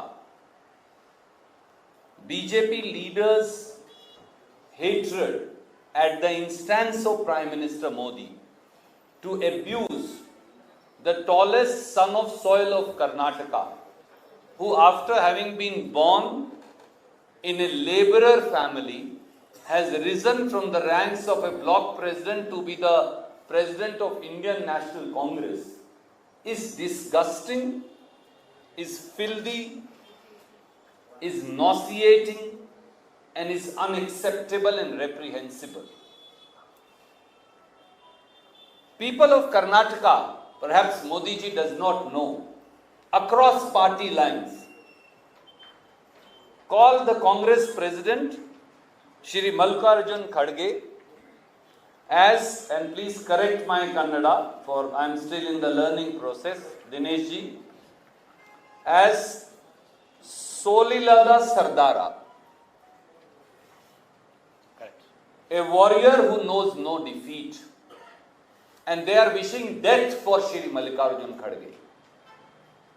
We take strong objection to the fact, Mr. Prime Minister Narendra Modi, that just because you hate Mallikarjun Kharge ji, just because Basavaraj Bommai ji is said to be defeated to below 40 seats, just because you have lost the narrative, just because people of Karnataka have rejected you, just because you cannot find an answer to 40% commission, just because Prime Minister and BJP have lost the plot, just because they have no answer to the job scam, you wish death to Shri Mallikarjun Kharge? Is that the low level of politics that BJP is going to stoop to now? That they unleash their MLAs, they unleash the BJP general secretaries to wish death for Shri Mallikarjun Kharge? We want to ask Prime Minister Modi, Modi ji, you are here in Karnataka today, and your MLA and general secretary are wishing death for Shri Mallikarjun Kharge. Why are you silent? Why are you not taking action against BJP General Secretary and BJP MLA who is now wishing death for Shri Mallikarjun Kharge? Are your MLAs and General Secretaries abusing Shri Mallikarjun Kharge and now wishing death to him in order to please Modi ji? In order to ensure that the abuse that Modi ji continues to hurl are now multiplied multiple times. Why has the BJP and its leadership made a habit of abusing the Congress leadership, or a profession of abusing the Congress leadership? Be it Shrimati Sonia Gandhi ji, Mallikarjun Kharge ji, be it Shrimati Priyanka Gandhi ji, be it Shri Siddaramaiah and Shri D.K. Shivkumar ji and multiple other leaders. Why are you making a profession out of abuses? We ask you, Mr. Prime Minister. Mr. Prime Minister, do you not remember that your favorite minister in Karnataka, Shri Ashwath Narayan, only 2.5 months back in a rally in Mandya, proceeded to call for murder of Shri Siddaramaiah. Not death, murder of Shri Siddaramaiah. Did you take any action against him? Did you apologize to all Kannadigas? You are today insulting the tallest scheduled caste leader. Your leader called for the murder of the tallest backward class leader in recent history in Karnataka. You have committed 2 sacrilege in 3 months. Modi ji, all that you do, go and say everywhere, they have abused me 91 times, 92 times. Are you only going to be a crybaby, Mr. Prime Minister? Or are you going to ever talk about the cries for help and cries for justice against the 40% commission BJP Sarkara of the over 6.5 crore our brothers and sisters of Karnataka, our Kannadiga brothers and sisters?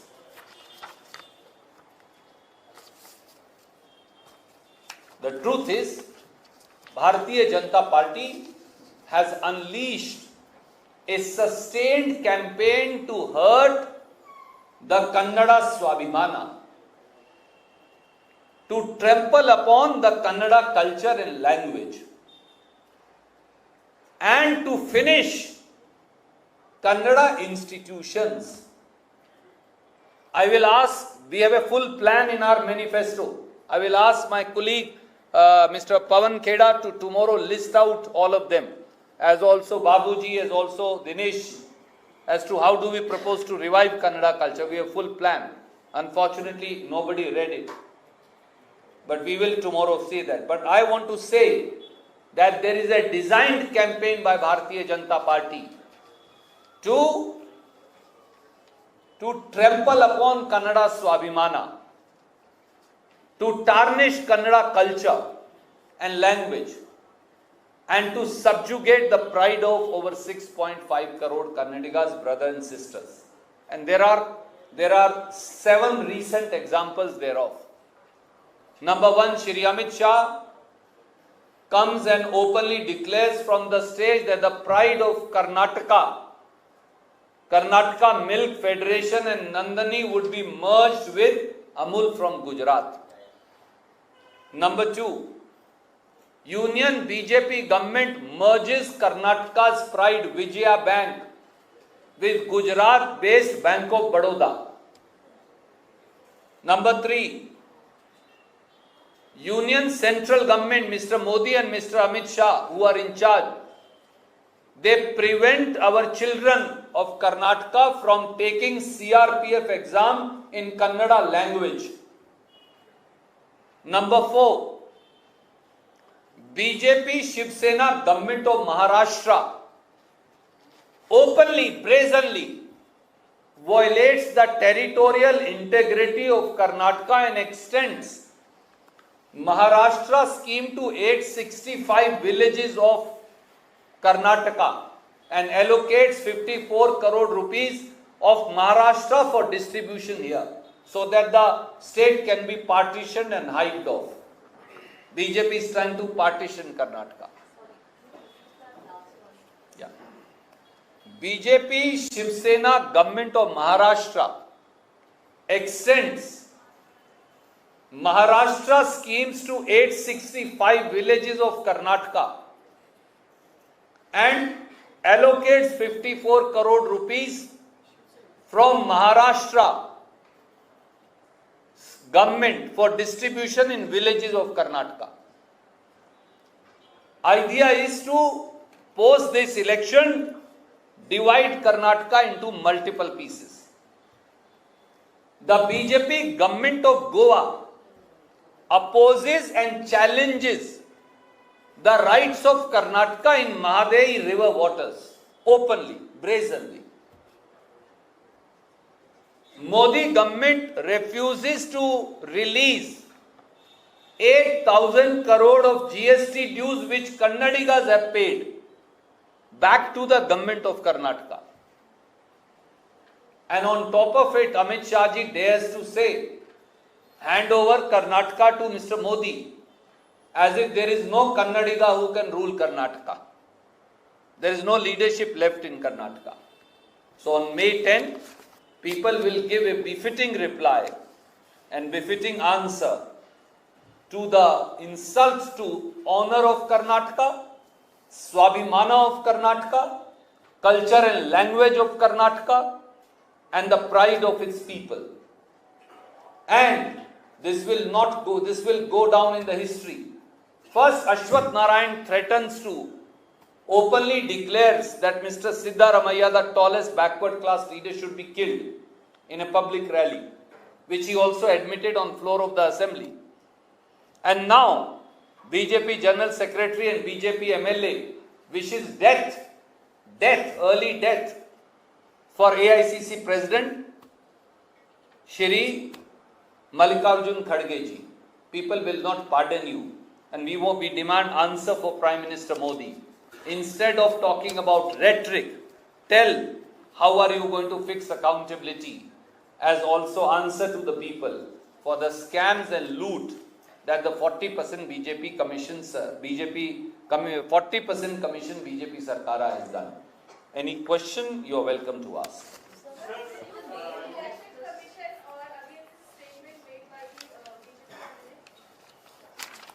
My dear friend, we have already gone to Election Commission on multiple other issues.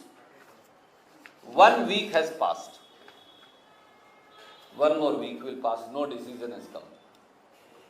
We are actually now thinking it's futile to move Election Commission of India.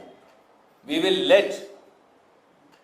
now let the people of Karnataka decide that Mr. Modi and company and their MLAs and BJP General Secretary wishing death for the tallest scheduled caste and leaders of the poor, is that a correct thing or a wrong thing?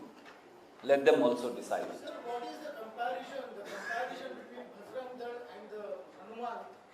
Mr. Pawan Khera clarified in his own way, but the comparison which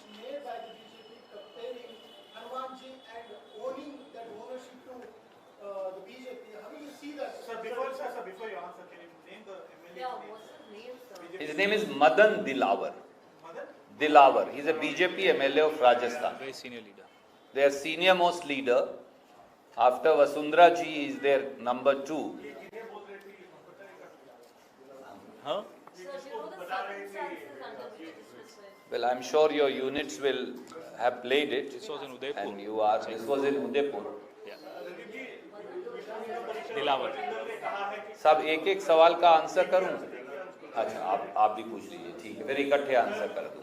कल जो है 7 बजे सभी मंदिरों में कर्नाटक में जो है हनुमान पकड़ आ जाएगा, हनुमान चालीसा पढ़ी जाएगी सभी मंदिरों में 7 बजे शाम, और कांग्रेस के खिलाफ जो है ने कहा कि हम प्रचार करेंगे, विरोध प्रदर्शन। और कोई सवाल इससे related? Okay, so you ask me 2 questions. I'll try and answer in Hindi and English both, since you asked me in both languages. I'm learning Kannada. After 6 months, I'll answer in Kannada also.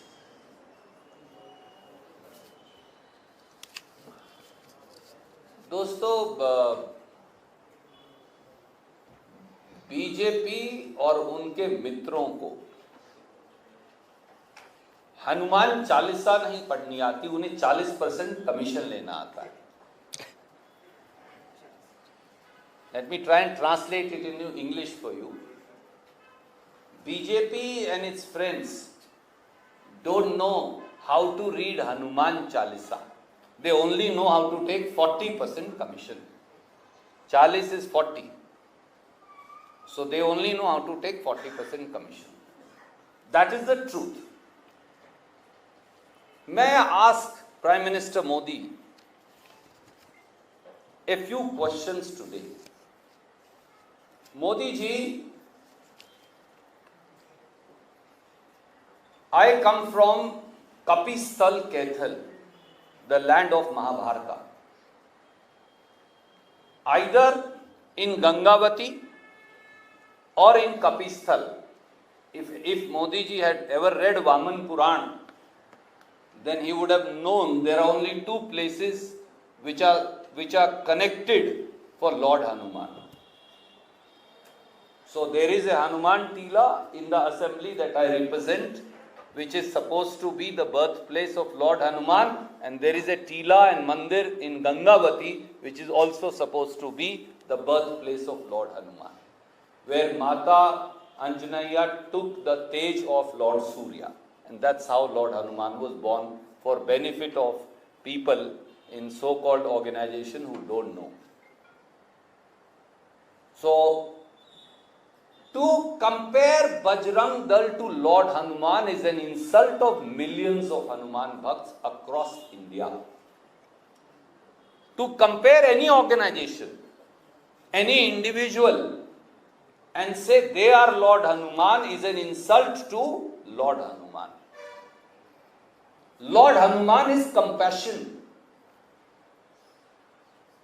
Lord Hanuman is a sense of service, duty and reverence. Lord Hanuman is sacrifice. Lord Hanuman is assimilating other people's difficulties into oneself. To compare Lord Hanuman to those who perpetuate violence in name of Lord Hanuman is an insult of all millions of Hanuman Bhakts across India, and I demand an apology from Prime Minister Modi for even daring to compare any organization to Lord Hanuman. Sir, I have not completed my answer. I let everybody ask questions, and you can ask once I complete. May I ask Prime Minister Modi, the BJP government, the current BJP government has demolished the oldest and multiple temples of Lord Hanuman during your last 4 years. Will you publicly apologize? I will name 4 just now. There is a 3,000-year-old temple in Nanjangud. My friends in Karnataka know, the journalist friends. Mysore, right? Mysuru. Who broke the Nanjangud temple in this government? The 3,000-year-old Nanjangud Hanuman temple was broken during this BJP government. Why? Has Prime Minister ever answered? Has VHP and Bajrang Dal ever gone and protested against Basavaraj Bommai? If not, why? May I also ask, is it not correct that in this city, Bengaluru, where we are sitting, in order to build metro, Basavaraj Bommai, Mr. Yadurappa, they demolished the 150-year-old Hanuman temple on 27th of January 2020. Has VHP and Bajrang Dal protested against Basavaraj Bommai and Yadurappa? Why have you not protested? Has Prime Minister Modi apologized for it? This is the news that you published. Please tell me I am wrong. Is it not correct that in Shimoga city, from where Mr. Yadurappa comes, the oldest Hanuman temple was demolished on 17th of February 2021 during this BJP government? Did Bajrang Dal protest? Did BJP protest? Did VHP protest? Did they recite Hanuman Chalisa there? The answer is clearly no. May I also point out that in Holalkere, Chitradurga, on 28th February 2022, the BJP government demolished the Hanuman temple. This is the news and the picture which we'll release to you. You carried it. Did Bajrang Dal protest? Did Vishwa Hindu Parishad protest? Did Modi ji say a word? Did he come and say, I will reconstruct the Bajrang Bali temple? The answer is clearly no. The truth is over 1,500 temples. We did not want to make this election about temples. 1,500 temples have been demolished by Basavaraj Bommai and Yadurappa government in last 4 years in Karnataka. 1,500 temples have been damaged or demolished. Has Vishwa Hindu Parishad and BJP ever protested? Has Mr. Modi ever said a word? Only because there are elections. And let me say again, Constitution of India is the religion of each one of 140 crore people. That's our first religion. I'm a Hindu, but my Constitution is my religion also, along with my belief as a Hindu. I believe my God. I am a Hanuman Bhakt. I have rebuilt the Anjaneya temple in my constituency. I have created every infrastructure for it. But I am also an Indian, and for me Constitution is sacrosanct. And I will protect your right and your right to practice your religion, whoever you may be. So Constitution is supreme, law is supreme. Anyone who takes law into their own hands, we will act against that person, organization or individual. Sir, your Lok Sabha MP, Mr. One second. Lok Sabha MP, Mr. Tejasvi Surya says that comparing Bajrang Dal with terrorist organization like PFI is the biggest mistake which congressmen and they will be taught. Well, first let him become a star campaigner in BJP's list, then I will answer his question. Sir, do you think Bajrang Dal is not a true devotee of Hanuman? You are also a true devotee of Lord Hanuman, I believe. But my point is very simple. Whether it's Lord Ram or Lord Hanuman, whether it is Lord Vishnu or Ma Kali, whether it is Lord Shiva himself and Ma Parvati, in the name of over 36 crore Hindu gods and goddesses, no one can commit violence. For My Hinduism teaches me to be compassionate. When we say in Hindu religion, Vasudev Kutumkum,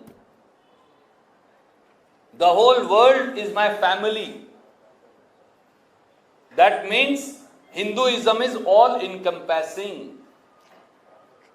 It's only people who do not understand with their parochial mindset that they are trying to twist the definition of my religion. Hinduism is compassion. Hinduism is assimilation. Hinduism is sacrifice.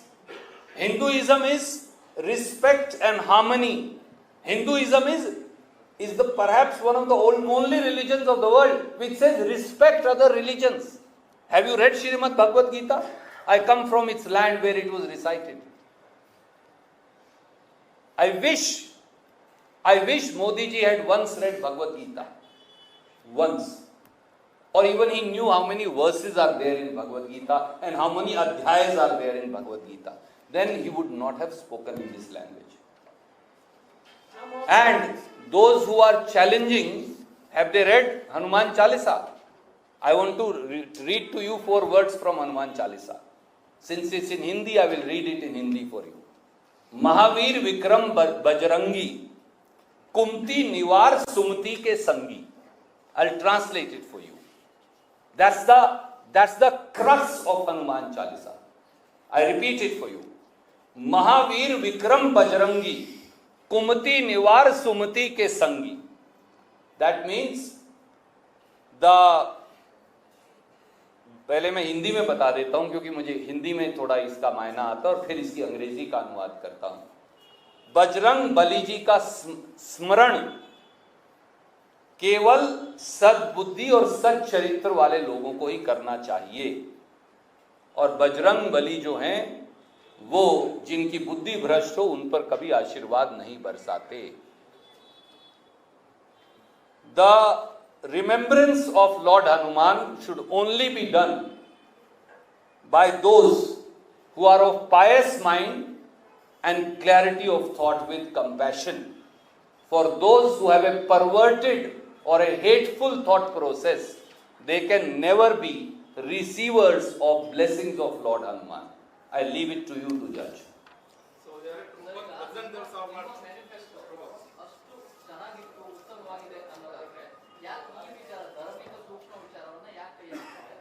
Translate it He for is me. telling that your manifesto is very, very much good, but why you have quoted these communal issues there? My friend, there is no communal issue. Let me reiterate because yeah, that's what I'm saying. Number one, there is no communal issue.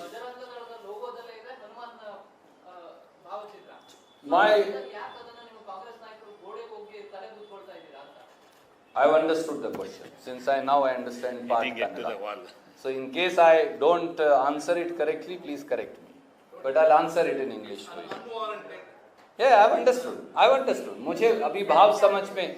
I understand the language enough to understand the question. It doesn't have to be translated. I want to say 3 things to you. Number 1, the Congress manifesto only says anybody who violates constitution and the law will be acted against. If you read the last line, and if the manifesto is here, I can read it for you. Yes. Somebody would give me a copy thereof. Yes, there is an army colonel who will give me. Thank you. Page number 7. Page 7. No problem. I'll just 1 second, my friend. We will take, I'm reading the last line for you. Yeah. Page 10 it is.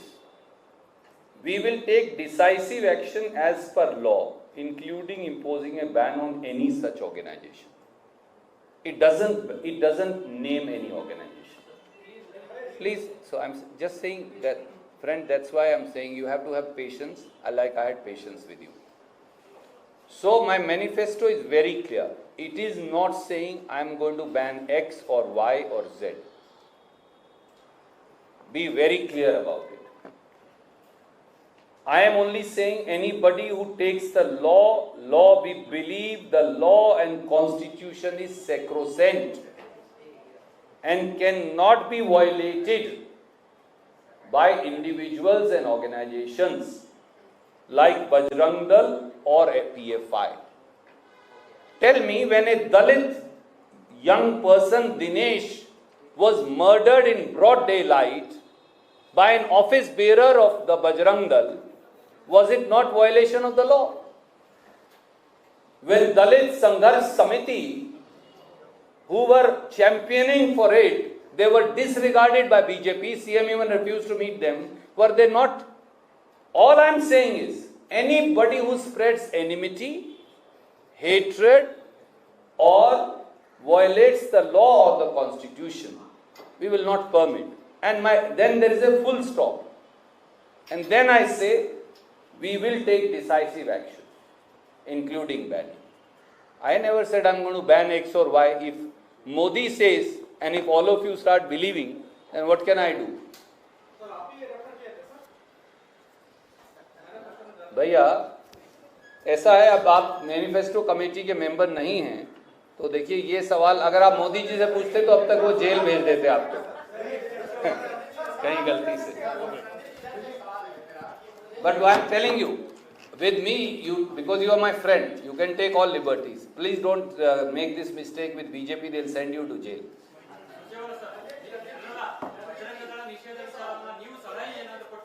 First write to him, then I will come. Okay.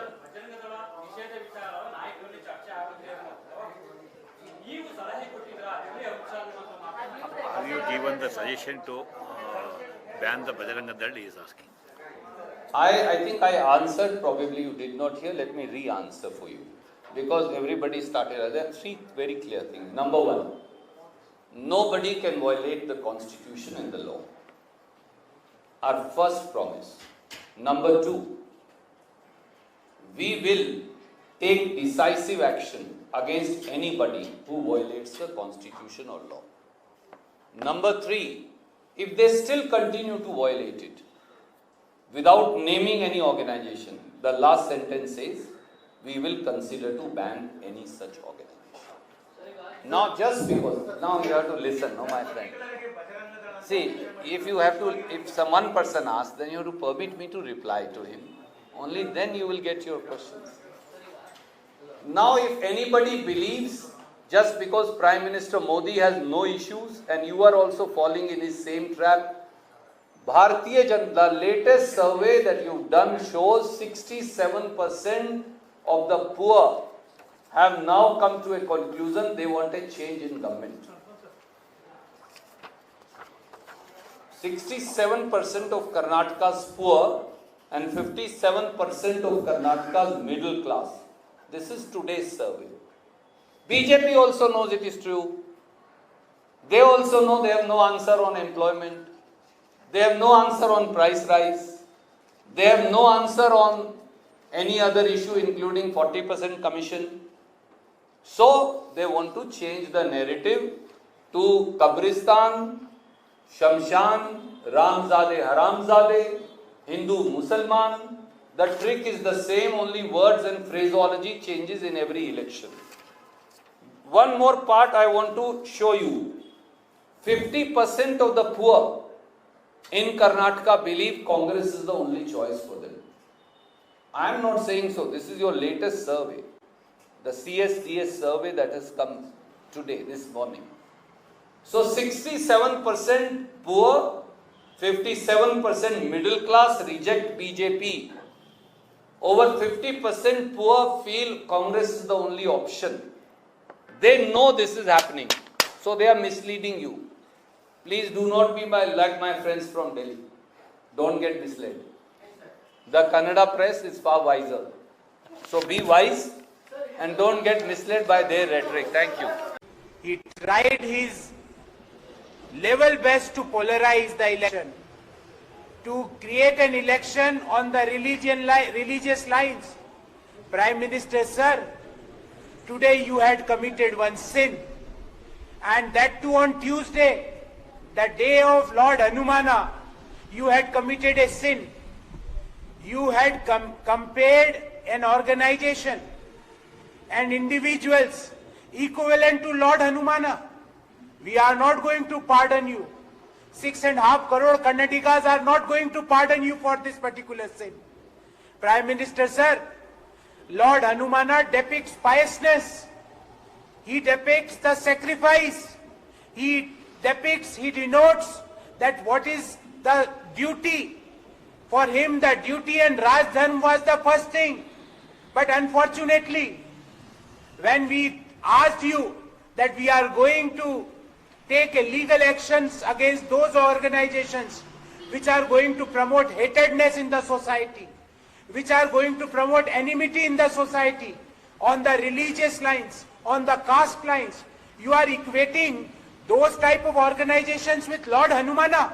पाप किया है प्रधानमंत्री जी, ये पाप है मंगलवार के दिन आपने ऐसे संगठन जो देश को, समुदायों को, राज्यों में लोगों को जाति के आधार पर बांटते हैं, धर्म के आधार पर बांटते हैं, आपने उनको भगवान हनुमान के बराबर बना दिया। भगवान हनुमान पवित्रता के प्रतीक है।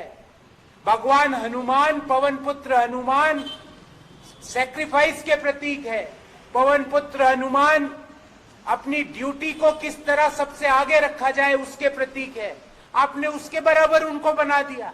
We want prime minister, you should make unconditional apology for equating Lord Hanuman with those groups, with those individuals who are promoting enmity in the society, who are promoting hatredness in the society. And Prime Minister, sir, what about this news item? I want answer from you. A Dalit boy was killed by one organization. The name of the organization is Bajrang Dal. आप बजरंग दल के बराबर जिस organisation ने एक दलित बच्चे की हत्या कर दी, ये देखिए आपके सामने, उसके बराबर पवन पुत्र हनुमान को बनाना चाहते हैं। Had you visited this boy? Had you visited this family members of this boy? Had you asked the 40% Commission Sarkara to file an FIR against those people who were involved in the murder of this Dalit boy? Do you think that Dalits are not Hindus? Prime Minister, sir, do you feel that Dalits are not Hindus? Why, if they are Hindus, then why you had not asked 40% Commission Sarkara to file an FIR against the people or individuals who had killed this Dalit boy? Prime Minister, sir, I would like to remind you what the late Prime Minister Atal Bihari Vajpayee had reminded you. Raj Dharam Nibhao, Raj Dharam. And Raj Dharam is that any organization, any group of individuals who promotes enmity, who promotes hatredness in the society, who are having a problem for the brotherhood in the society, those individuals, those organizations, we are saying, and I again repeat, those organizations and those individuals who promotes hatredness in the society, as per the law, we are going to take strict actions against them. And please, for the sin which you had committed today, that too on Tuesday, by comparing those individuals and organizations who promotes hatredness, those individuals and organizations who promotes enmity in the society, you had compared them with Lord Hanuman. Lord Hanuman is a denotion of piousness. Lord Hanuman is a denotion of sacrifice. Lord Hanuman is a denotion for service. Lord Hanuman is a denotion of त्याग, पवित्रता, अपनी कर्म को सबसे आगे रखने का. Again, today you had committed a sin by equating Lord Hanuman with those people who are involved in promoting hatredness in the society. And Prime Minister, sir, I want the answer that do you think that Dalits are not Hindus? Is this your mindset? And your advisors, Mr. B.L. Santosh Saab, I am asking a question to you because I know you are making advices or giving advices to the Honorable Prime Minister of our country to make these statements. But Santosh Saab, Had you visited this Dalit boy's home? Had you consoled the family members of this Dalit boy? Had you asked your 40% commission Sarkara to file an FIR against the people who are involved in the murder of this Dalit boy? We are not going to tolerate all those things.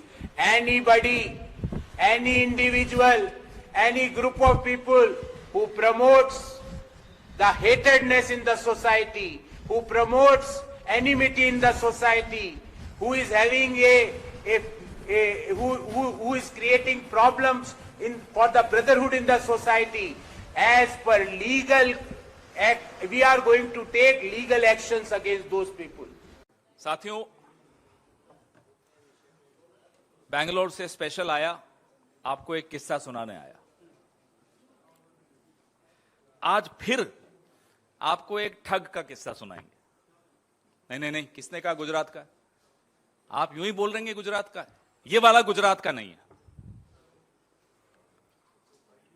जो जब देश में तेल के दाम बढ़ रहे होते हैं, रसोई गैस के दाम बढ़ रहे होते हैं, राशन के दाम बढ़ रहे होते हैं, तो भारतीय जनता पार्टी की आईटी सेल व्हाट्सएप फॉरवर्ड चला देती है कि साहब शेर पाला है तो ये तो होगा। और इस शेर ने अब एक शेरपुरिया पाल दिया।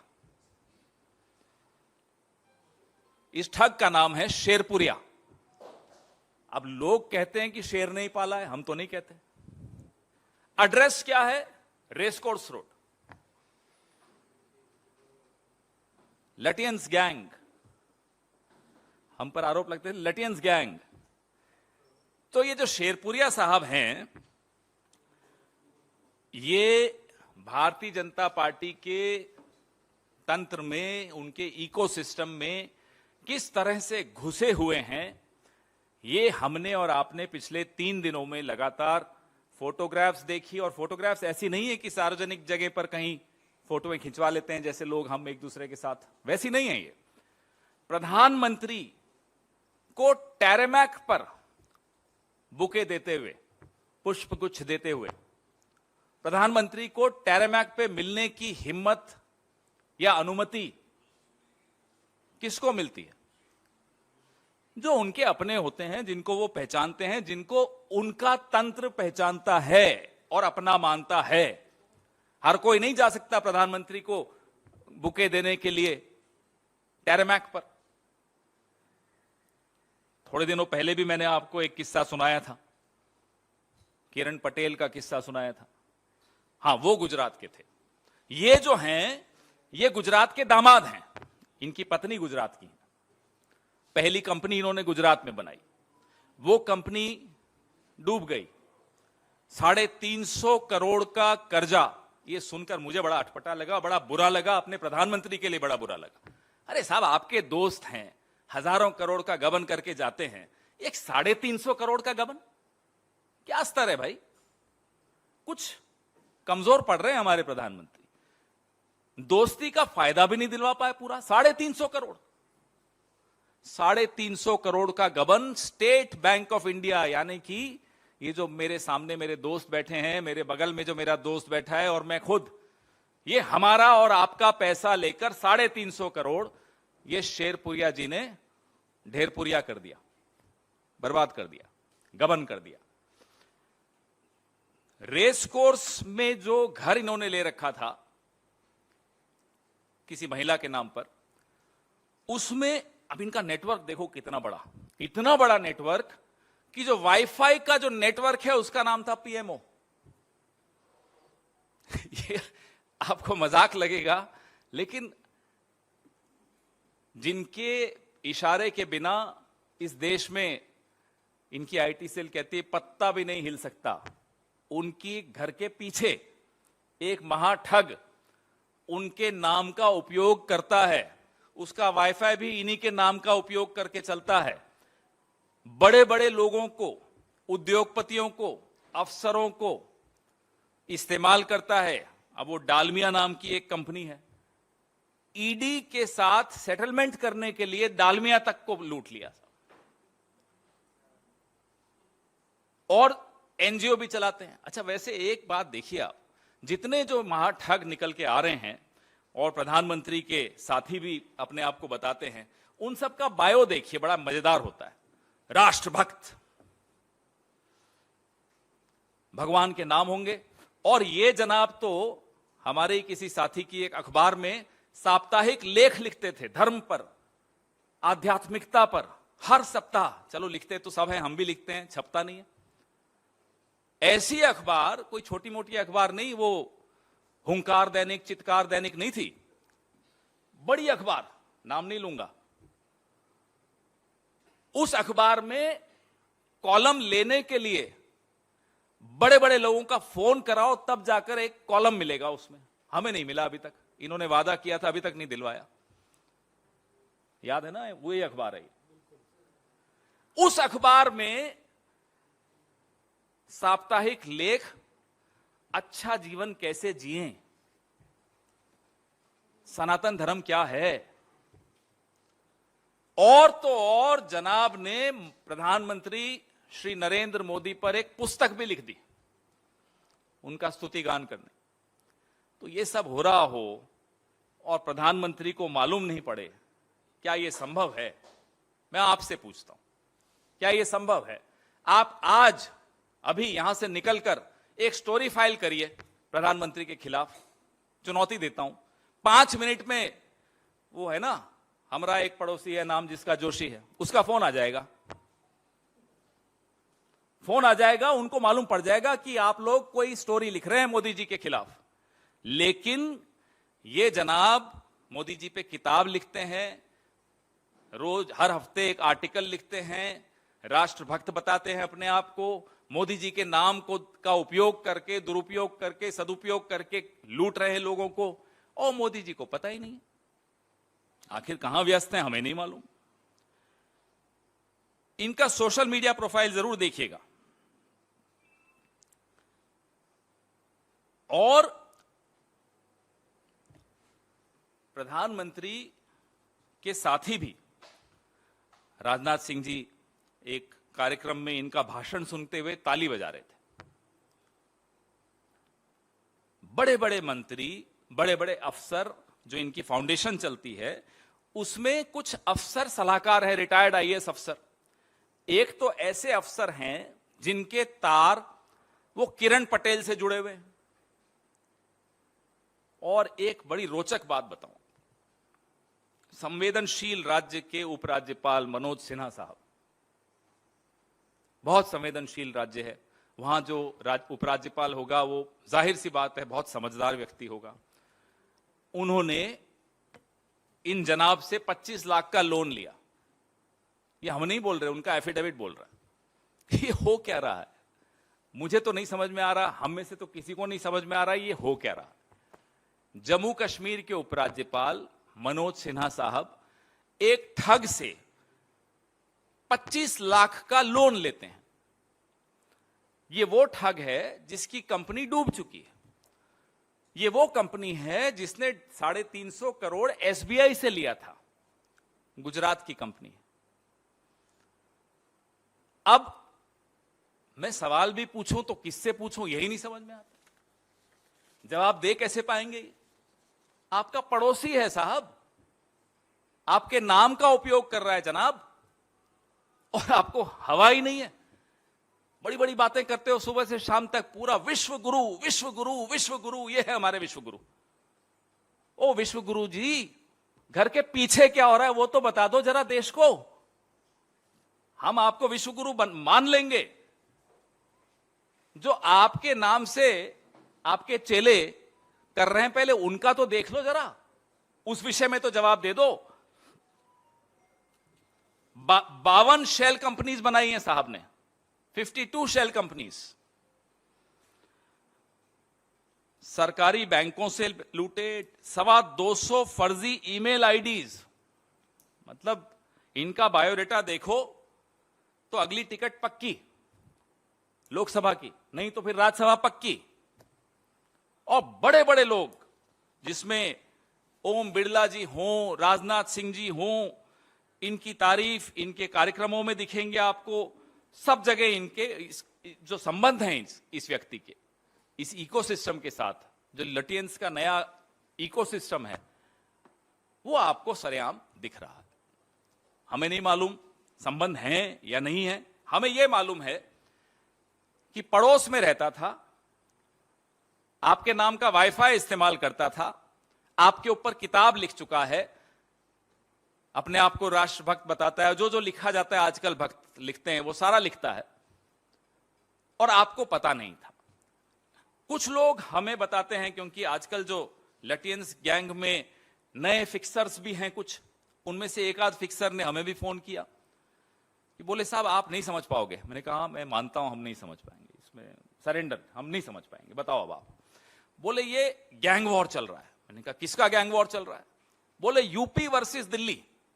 मेरे को तो अभी तक नहीं समझ में आया कि ये अलग अलग कैसे हो गया और गैंग क्यों बोलते हैं। बोले आपने नहीं समझा, यूपी ने प्रधानमंत्री के करीबी व्यक्ति पे रेड डाली, उसके कुछ दिनों के अंदर अंदर दिल्ली ने बदला लिया और एक सरिया व्यापारी के यहां रेड डाली जो मुख्यमंत्री उत्तर प्रदेश के करीब है। ये क्या चल रहा है इस देश में? मजाक बना रखा है आप लोगों ने इस देश का। सरकार चला रहे हैं या मजाक बना रहे हैं? तभी अब समझ में आता है कि आप हवाबाजी करते रहेंगे, दिन भर उल्टी सीधी अनाप शनाप बातें करते रहेंगे, अंदर ये चल रहा होता है। हम जो जवाब देना चाहे उससे जवाब मांगते, हमें नहीं मालूम कौन जवाब दे पाएगा। आरएसएस देगी, आदित्यनाथ जी देंगे, स्वयं महामहिम प्रधानमंत्री जी देंगे, गृह मंत्री देंगे, कौन जवाब देगा? या वो जो पड़ोसी जोशी, कोई तो जवाब दे आकर। चलिए आप पूछ लीजिए हमसे सवाल। मैं आपको ये भेज रहा हूं थोड़ी देर में, थोड़ा चेंजेस करने आपके सवाल।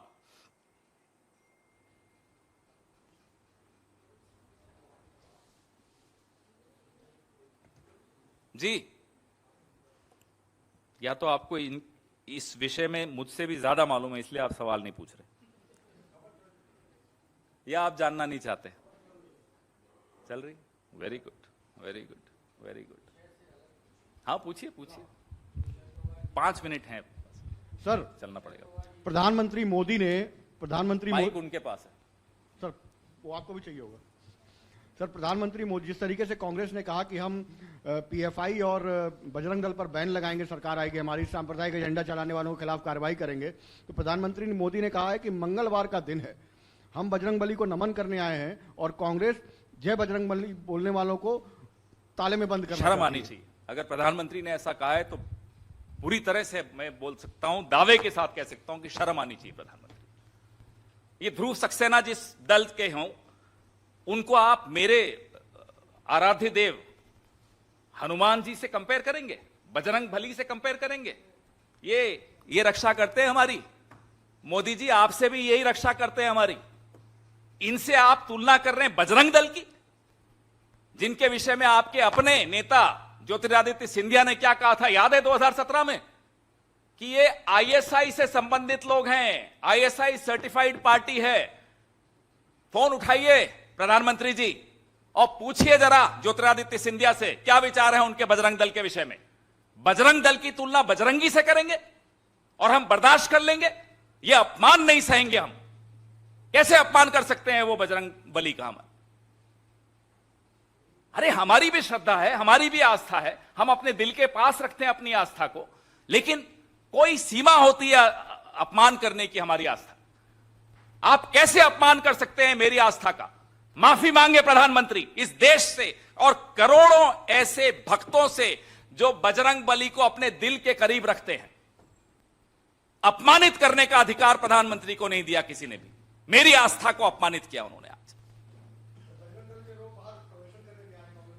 पूछिए जरा उनसे, ध्रुव सक्सेना से उनके क्या संबंध है, और पूछिए हनुमान चालीसा आती है उनको? और प्रधानमंत्री जी के लिए तो मैं 2 शब्द कहूंगा, 2 लाइनें कहूंगा। महावीर विक्रम बजरंगी, कुमति निवार सुमति के संगी। जाके उनको बताइए और उनसे पूछिए इसका अर्थ मालूम है, और अगर अर्थ मालूम है तो आत्मसात करें ये अर्थ। आप कह रहे हैं कि बजरंगबली का अपमान आप कह रहे हैं कि बजरंग बली का अपमान उन्होंने किया है, आपकी आस्था के साथ खिलवाड़ किया है, तो क्या आप केस करेंगे, मानहानि का दावा करेंगे? हम इस देश में धर्म और राजनीति को अलग रखते हैं। यह देश मुद्दों पर चुनाव लड़ता है, यह देश मुद्दों की राजनीति को बर्दाश्त करता है, पसंद करता है, स्वीकार करता है। इस तरह की ओछी बातों को यह देश नहीं मानेगा। हम क्या बदला लेंगे, हम क्या केस करेंगे? जवाब मिल जाएगा इनको 13 मई को। सर आपने ये जो प्रॉमिस किया है ये कर्नाटका में किया है, तो आपकी और भी स्टेट्स में गवर्नमेंट है, क्या वहां पर भी वहां इस के तरीके का लोगों एक्शन को लिया क्या जाएगा? चाहिए, वहां के लोगों से चर्चा करने के पश्चात मैनिफेस्टो बनाया जाता है। ये जो मैनिफेस्टो बना है, वहां के लोगों की क्या मांग थी, उस मांग को दिमाग में रखते हुए फिर हमने ये लिखा है। जी सर, इसी का सप्लीमेंट्री है नीरज हूं न्यूज 18 इंडिया से। यानी आप कह रहे हैं कि राजस्थान, हिमाचल प्रदेश और छत्तीसगढ़ के लोग नहीं चाहते कि बजरंग दल पे बैन लगे, कर्नाटक के लोग चाहते हैं, इसलिए जब वहां का मैनिफेस्टो बनेगा, जब वहां कंसल्टेशन प्रोसेस शुरू होगा, मैं अभी की बात कर रहा हूं, पिछले 5 साल में जो जो कांड इन लोगों ने किए हैं वो आपके सामने है। आपके सामने है किस तरह से ध्रुव सक्सेना कौन था, बताइए। चलिए मैं पूछता हूं, मोदी जी जवाब दें। पहले माफी मांगे हमसे, मुझ जैसे कई भक्त हैं हनुमान जी के, उनसे माफी मांगे पहले मोदी जी, और फिर जवाब दे कौन है ध्रुव सक्सेना। और जवाब नहीं मालूम है उनको तो ज्योतिरादित्य सिंधिया से फोन करके पूछ लें। सॉरी, लेकिन कुछ चीजों पे गुस्सा हमें भी आता है। पवन जी, आपके राजनीतिक सहयोगी हैं शरद पवार, उन्होंने पार्टी का पद छोड़ने का, अध्यक्ष पद छोड़ने का ऐलान किया है। कांग्रेस की क्या प्रतिक्रिया है इस पर? ये उनका आंतरिक मामला है। बहुत वरिष्ठ राजनेता है इस देश के, हर पार्टी में उनका सम्मान है। उनकी पार्टी के भीतर क्या निर्णय लिया जा रहा है उसमें हम हस्तक्षेप करें, सार्वजनिक रूप से हस्तक्षेप करें, वो उचित नहीं होगा। हाँ जी सर, एक और हेमंता विश्व शर्मा ने कहा है कि कांग्रेस का जो घोषणा पत्र है इसमें बजरंग दल को बैन करने की बात है, क्योंकि पीएफआई पहले से बैन है, मुस्लिम आरक्षण को दोबारा से देने की बात है। तो इतना तो जिन्ना का आरक्षण वो लगता है घोषणा पत्र ये कांग्रेस का नहीं, और आज से कांग्रेस खत्म हो जाएगी। इस तरह की हल्की बातों का मैं जवाब देने नहीं बैठा हूं। मैं हेमंता बिस्वा शर्मा से भी कहता हूं कि वो माफी मांगे हम जैसे हनुमान जी के भक्तों से। पहले माफी मांगे, फिर उनसे चर्चा होगी। ऐसे ही चले आएंगे मुंह उठाकर हनुमान जी के खिलाफ बोल देंगे, और बजरंग दल की तुलना बजरंगी से करेंगे, हमारे भगवान से। हैं कौन भाई, कौन है ये लोग?